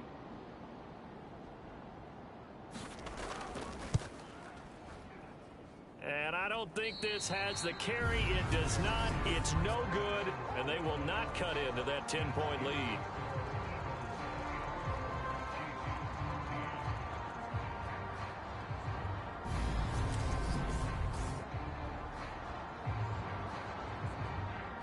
Yeah, it's been a disappointing first half for them, all things considered. And this can serve as the capper. It's a missed field goal in the late going, and that's only going to serve to lessen the mood even further.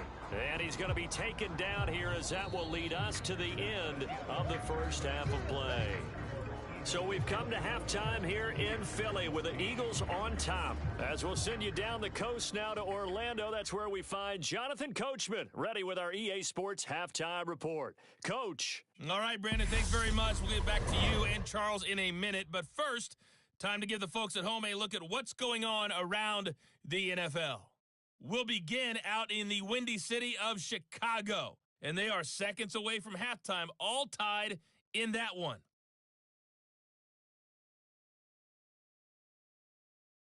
From there, let's head off and check out a second game. And you can see they are scoreless as they play the second quarter.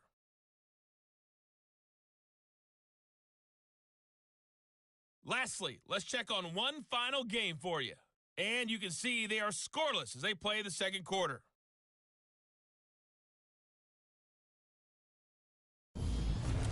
Meanwhile, in our game, no shortage of offense as each team has been able to move the ball effectively. Will the defenses show up in the second half? To find out, we give it back to our commentators, Brandon Cotton and Charles Davis.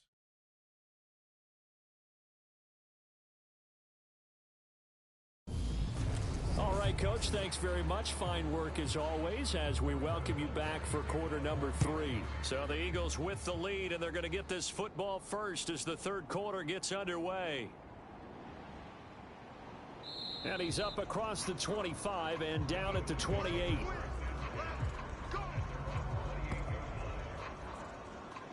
Out come the Eagles now as he'll go on offense first here in the third quarter. As this offense takes the field to begin the opening drive of the second half, Charles, remember in that first half, good through the air and really all around an outstanding offensive performance. Absolutely. They reached the end zone several times. The passing game working awfully well, and most importantly, partner, yeah, they went into the tunnel with a lead. They come back out with that lead. Absolutely. And now off to the races down the right side. Touchdown, Philadelphia. A big play there. 72 yards. And the Eagles come right out of the locker room and score here in the opening minute of the third quarter. What an excellent run, and from the beginning, the defense just looked a little fooled, a little out of position. A little bit frozen, too, because when you hand the ball inside, you lose sight of it oftentimes as a defender, and your eyes naturally gravitate to the quarterback. And before they realized it, he was off and running through the thick of the line while the quarterback faked it and carried it outside. Extra point up and good by Succa. And that'll make this a 3-score game now. The lead moves to 17. Here is Wisnowski to boot it away following the touchdown. This will be fielded inside the 5. And a good effort on the return there. Gets him across the 30, up to the 33. So here's the Chiefs offense ready for their first reps in half number 2.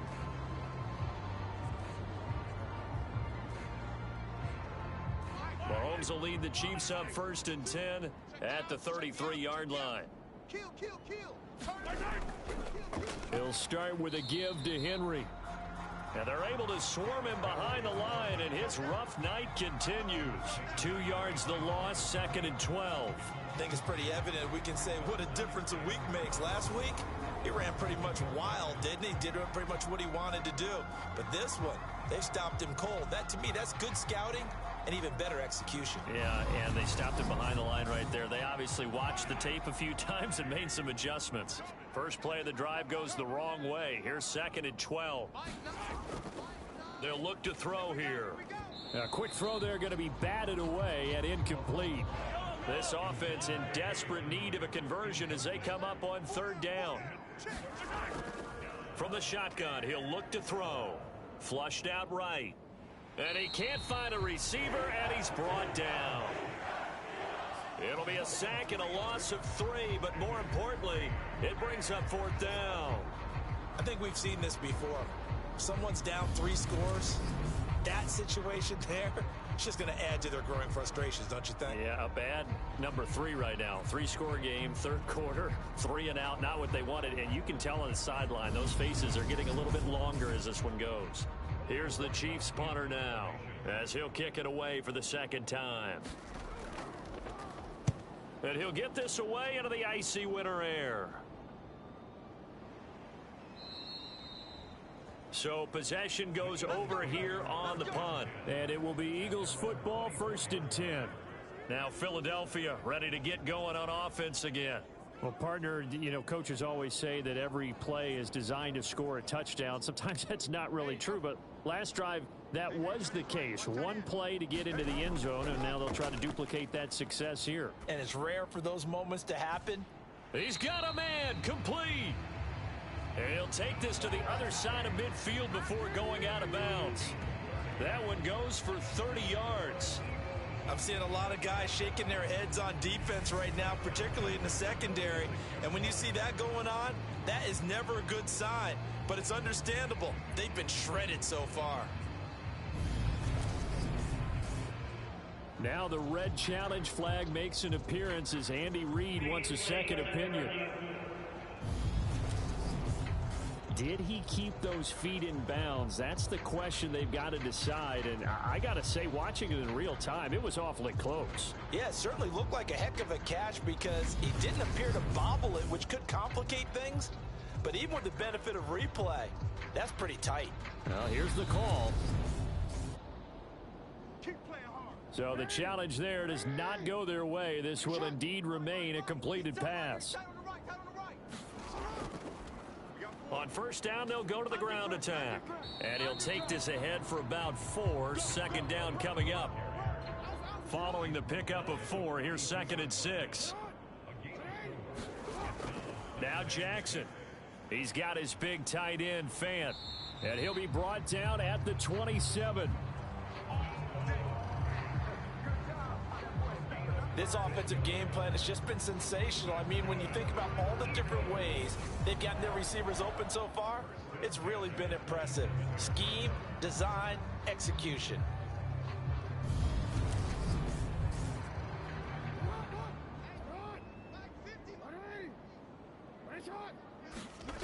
Jackson on 1st down.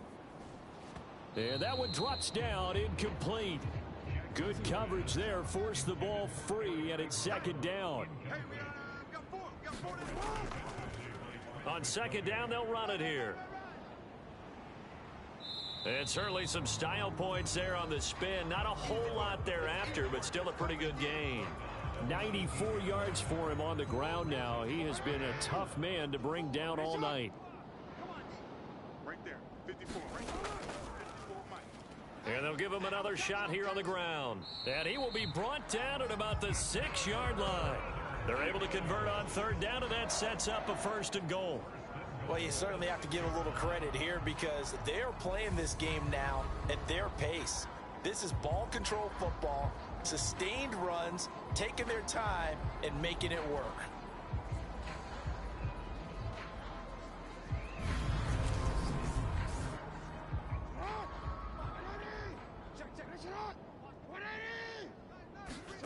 Now it's Jackson. A quick throw knocked away. It's incomplete. They come up here with another shot from the 6-yard line, and it's 2nd and goal now. Now they'll run it on the toss. A minimal gain there on the 8th play of the drive. A chance to really put this game out of reach. Here's 3rd and goal. Operating from the gun, Jackson. And that's going to be caught for an Eagles touchdown. Davante Adams from 4 yards out as his guys have opened up a very comfortable lead. So another touchdown there, and even though we're still just here in the 3rd quarter, kind of hard now to see them giving up this lead.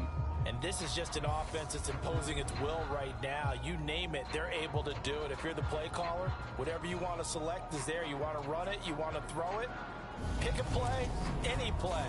They're rocking and rolling right now. Extra point try now for Succop. And he's been a busy man, 5 for 5 now as he knocks another one through to extend the lead. A good drive that time as they go 9 plays in all. And Davante Adams able to finish things with a touchdown reception. Here is Wisnowski to boot it away following the touchdown. Taking it about the 1.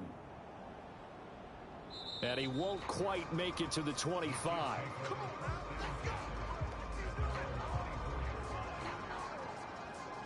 And now here comes Kansas City. I kind of feel like they've reached a do-or-die point in this game, Charles. If they're going to try to pull off an impressive comeback, it has to start right here, right now. Yeah, now they've got a final chance to get out of this situation, but they also understand they've got to move the ball and move it fast. In addition, they need to save as much time so they can get 2 more possessions. And a nice run past the 30-yard line there. A good run there on 1st down, and it'll leave them with a 2nd and 2. Don't let him breathe. Play that tight D. Breathe, defense. Back to throw. Flush to his right. When in doubt, do it yourself as he keeps it for 3 and a 1st down. Working from the gun, Mahomes. Escaping the pressure right. And that's caught inside the 35. And they'll get this to the 30-yard line before crossing over out of bounds. An excellent gain, 35 yards. We see this happen so often. If you're a defender, it's like watching a bad movie over and over. The pressure's good, forcing the quarterback out of the pocket. But it's a lot to ask for these defenders to stay plastered to receivers long enough. And sure enough, they let a man come open, and the connection leads to a big play. And he'll fight forward on the straight-ahead running for just a couple of yards, 2nd down. The last run good for 2. Here's 2nd and 8. They go play action. Now Mahomes. This one is caught. It's Moore. And they do get him down, but not before he's able to slip it inside the 5-yard line. A really nice gain of 25 yards. Boy, how about the speed with which this offense can get down the field? It's taken them no time at all to get down here, and now they're set up with a 1st and goal.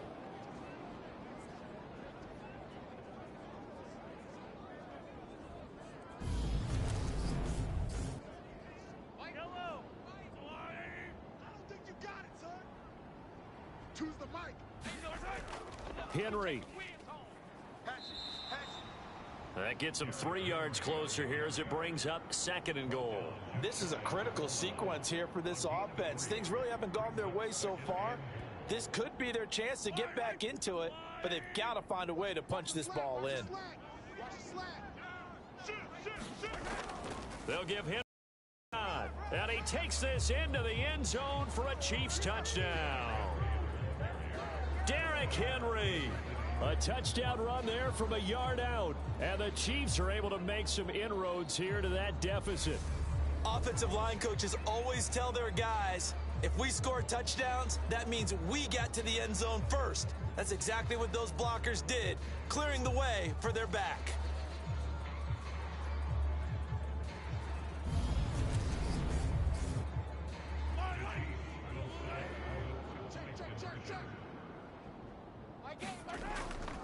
They'll try and run it in with Henry. And he got it on the touchdown run, but he won't get in here. He'll be stopped short, and they'll come up empty on the try for 2. You know, sometimes the guy on the defensive side of the ball, he just has a good feeling or a good read, and he unleashed his defense on that one. Boy, they stopped him in a big way. Yeah, I hate to be cliche, but sometimes we overanalyze. They just have more want. Looked like they had more want right there. More want and more people to the ball. Now after the touchdown, here's Butker on to kick it away.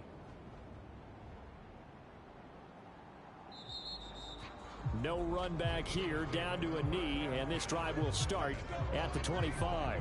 There again is the running back as he trots onto the field. He's up over 100 yards, and he'll be looking to get in the end zone again. Has a tremendous nose for it, doesn't he? The ability to pile up yardage and find the end zone, that's the combination you want in your runner. That's a combination any coach wants, and we'll see if he can find that end zone once more. Throwing now, Jackson on first down.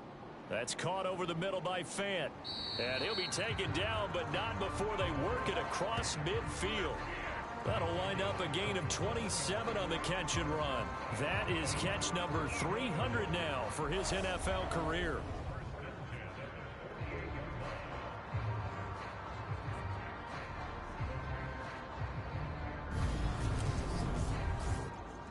So now 1st and 10 in Chiefs territory at the 48-yard line. Looking to throw. Jackson going right back to Fant. And the tackle going to be made at the 38. And while we may be looking at the scoreboard, this offense certainly is not, because they're showing no signs of backing down, even with a 3-score lead here in the 3rd quarter. I think they keep taking their shots. They've seen blown leads happen throughout this league. They don't want to fall victim to it themselves. They'll throw on first down with Jackson. Oh, into a sea of defenders and intercepted. Picked up by Justin Reed. And the Chiefs are going to take possession of the football. Well, still down quite a bit here, several scores, but yeah, at least that's a start, Charles, getting the interception here. And look, we're still in the 3rd quarter, so this thing not done yet. You're right about that, Brandon. This defense, they haven't quit on this game. They stayed with it and got an interception and handed the ball back to their offense. And what you wonder about is the team that just threw that interception, they've got to be careful about developing a sense of complacency and thinking this game is over. So after the INT, here's Mahomes. That's complete to the tight end, Everett. And they're going to get this down to about the 17-yard line here. So from the 17 now, here's a 1st and 10. To throw, it's Mahomes. And he's got the hook up to Moore.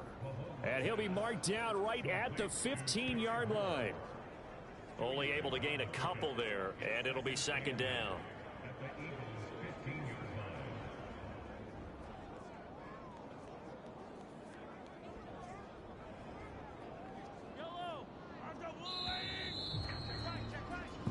One quarter remains here as we wrap up the week on a Monday night. You're watching the NFL on EA Sports.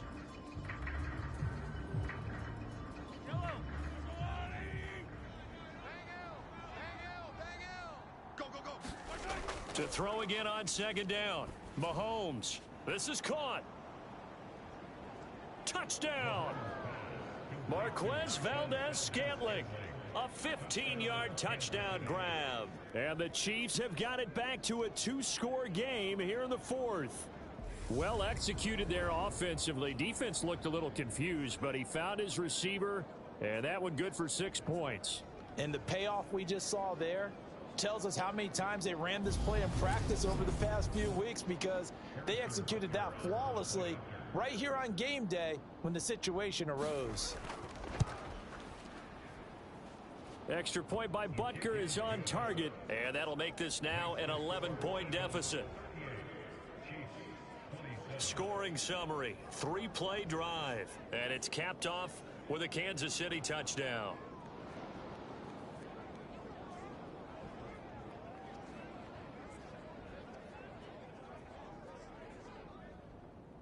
Now after the touchdown, here's Butker on to kick it away.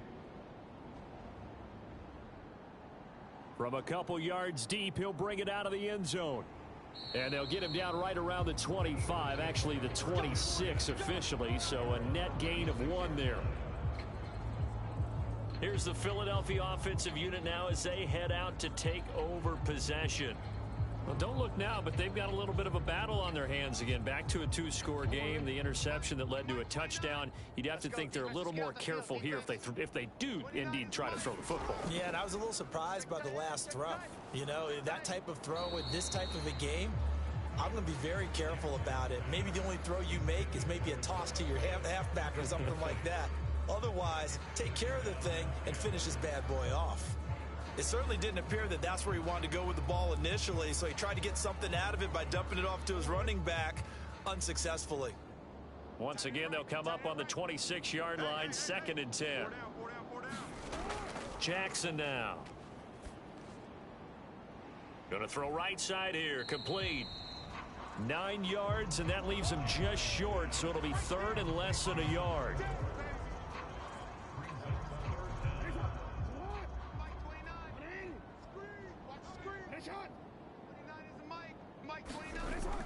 Here's Jackson to throw. He'll find Juju Smith-Schuster. And he is going to have an Eagles first down, and he'll have it by plenty as they're able to keep the drive alive on 3rd and inches. Would it be safe to say that as precise as routes are supposed to be run in the NFL, maybe they're not quite as precise in college ball? That's accurate, yeah. And I think we saw a college route in the NFL there. Just find the soft spot, find the dead zone, and find the first down. And that's what he just did. Throwing on first down, it's Jackson. It's caught here by Adams. And they'll get this down to around the 47-yard line.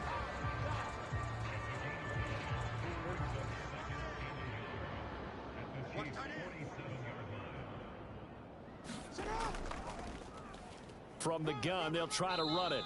And for one of the first times tonight, he's going to be held up at the line of scrimmage.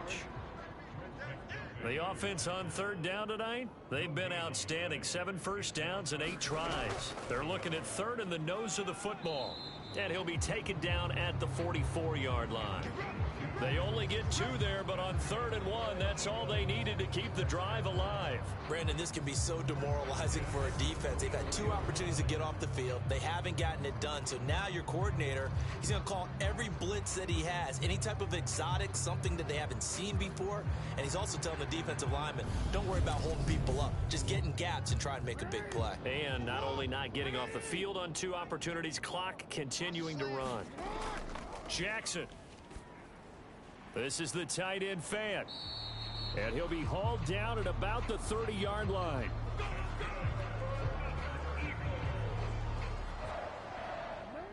So 1st and 10 now from the 30. On first down, they'll go to the ground attack. And he's got it down to the 28. I'm sure that that's going to be the formula. Just keep the ball on the ground. Keep that clock moving. And when you have the lead this late in the game, above all, stay in bounds. Yes, take care of the football. Yes, gain yardage, but stay in bounds and let that clock tick. Meanwhile, Jackson's throw into the hands of Fan. And he's brought down at the 24 after a gain of 4. This offense has converted 2 third downs on this drive already. This is 3rd and 4. Open man, Smith-Schuster, it's complete. And he is going to have an Eagles first down by about 3 yards or so as they wind up getting 7 there on 3rd and 4. Well, we always hear about the connections some quarterbacks have with certain receivers. I think this guy has a connection with just about everyone. Didn't mind throwing it in there against double coverage to him. Shows some confidence, supreme confidence. Big-time confidence that he would make the play for him, and he did. So from the 17 now, here's a 1st and 10. They'll try and run some clock here as they keep it on the ground. Able to fight for about 4 yards there to the 13.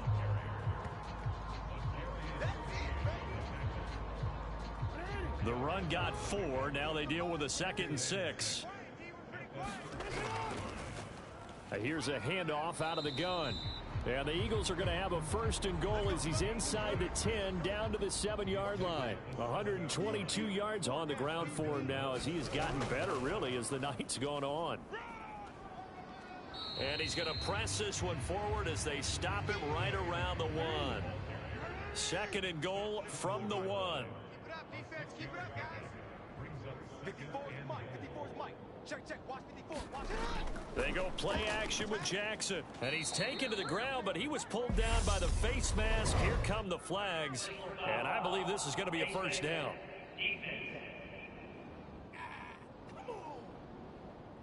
They're down here in the 4th, and that personal foul penalty is not going to help. No, in these types of situations, players will tell you that's extra intensity. From where we sit, it's actually frustration. Not a good play. So now after the face mask penalty, here's 1st and goal. Now they'll switch it up here and look to throw. And he'll take it into the end zone for an Eagles touchdown. Lamar Jackson taking it in from 4 yards out. And the Eagles look like they're about to put an end to their 2-game losing streak as they add on to their lead. Well, that was all Lamar Jackson all the time on that drive, both through the air and in the end with the touchdown run. Yeah, how about him doing things a little bit on the reverse side there, Brandon, because he softened him up throwing the football and opened up the running lanes. And when he gets a little bit of a sliver, he's gone. And that's exactly what he did there. Suck up for the extra point. And the lead is up to 18 now. That one was an extended drive, 14 plays all told. And it was capped off by the touchdown run that came from Lamar Jackson.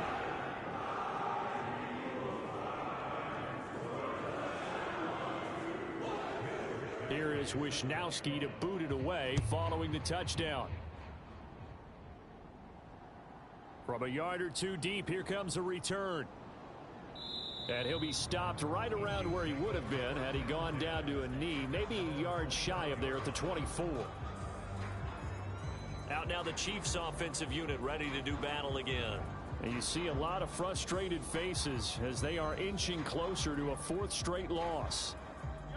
Mahomes will lead the Chiefs up 1st and 10 at their own 24. Tight right. They'll try and start this drive in the air.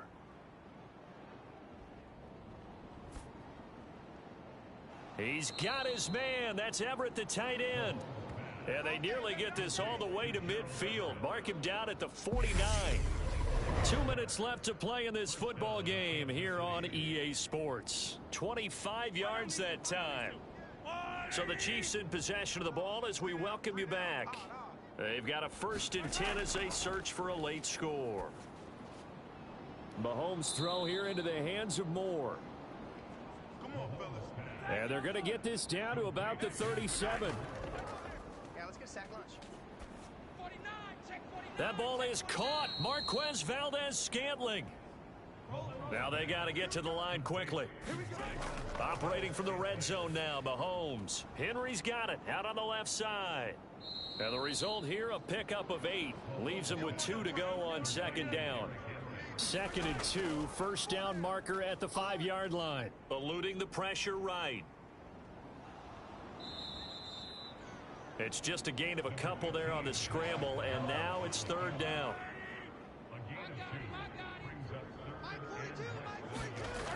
Mahomes now to throw.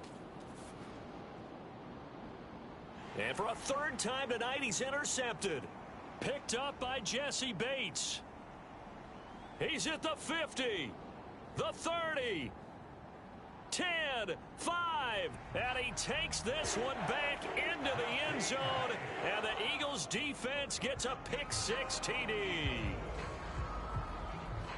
Well, partner, this defense now with multiple interceptions in this game, but this time they say turnabout is fair play because, remember, they had a pick-6 on the other side, and now they get a pick-6 of their own. Yeah, they actually added to some of their nice play throughout this ball game. A good effort by them to secure another interception on this one.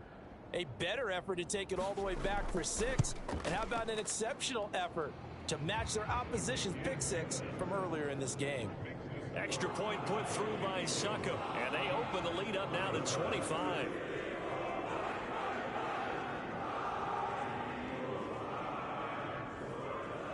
So they'll get another shot on offense following that pick-6, and now the kick is away. And he'll elect not to return this one, so they'll bring it out to the 25 on the touchback. And Kansas City's offense now set and ready to go. Where we stand right now in the fourth quarter, this one pretty much out of reach. And, Charles, I know they're going to be disappointed about several things with this ball game, but the self-inflicted wounds, they've had several turnovers. You would have to think that's going to be something they're going to discuss heavily in the film session in the coming days. You're absolutely right about that, partner, because they're going to have to sit in that film room and watch every error that they made and figure out how to not do it in the future. And mentally, I think a lot of the guys are already starting to think about, okay, how do we put this behind us and get better for the next time out? This, they'll use as motivation for the rest of the time that they play to hopefully never be in this type of situation again. And they've got it well across midfield down to the 40 before it's all said and done. The Chiefs quickly now going to use the last of their timeouts, as he'll stop it with 11 seconds remaining in the ball game. Back-to-back good plays have them on the move on first down. Now here's Mahomes. Over the middle and complete to Moore. And they're going to work this down to about the 32-yard line. And as this defense walks off the field, they can do so with their heads held high. What a performance. Well, by the offense, too. I mean, really, Charles, just complete domination on both sides of the football here in this one. It certainly was, and I think both sides compete against each other all the time. You go to each other in practice, obviously your training camps, your off-season, but on game day, you both want to show your best, and I think that's what we saw from both the offense and the defense, a complete team victory. So for Philadelphia, the win moves them a couple games over 500 now at 7-5, and they'll hit the road next.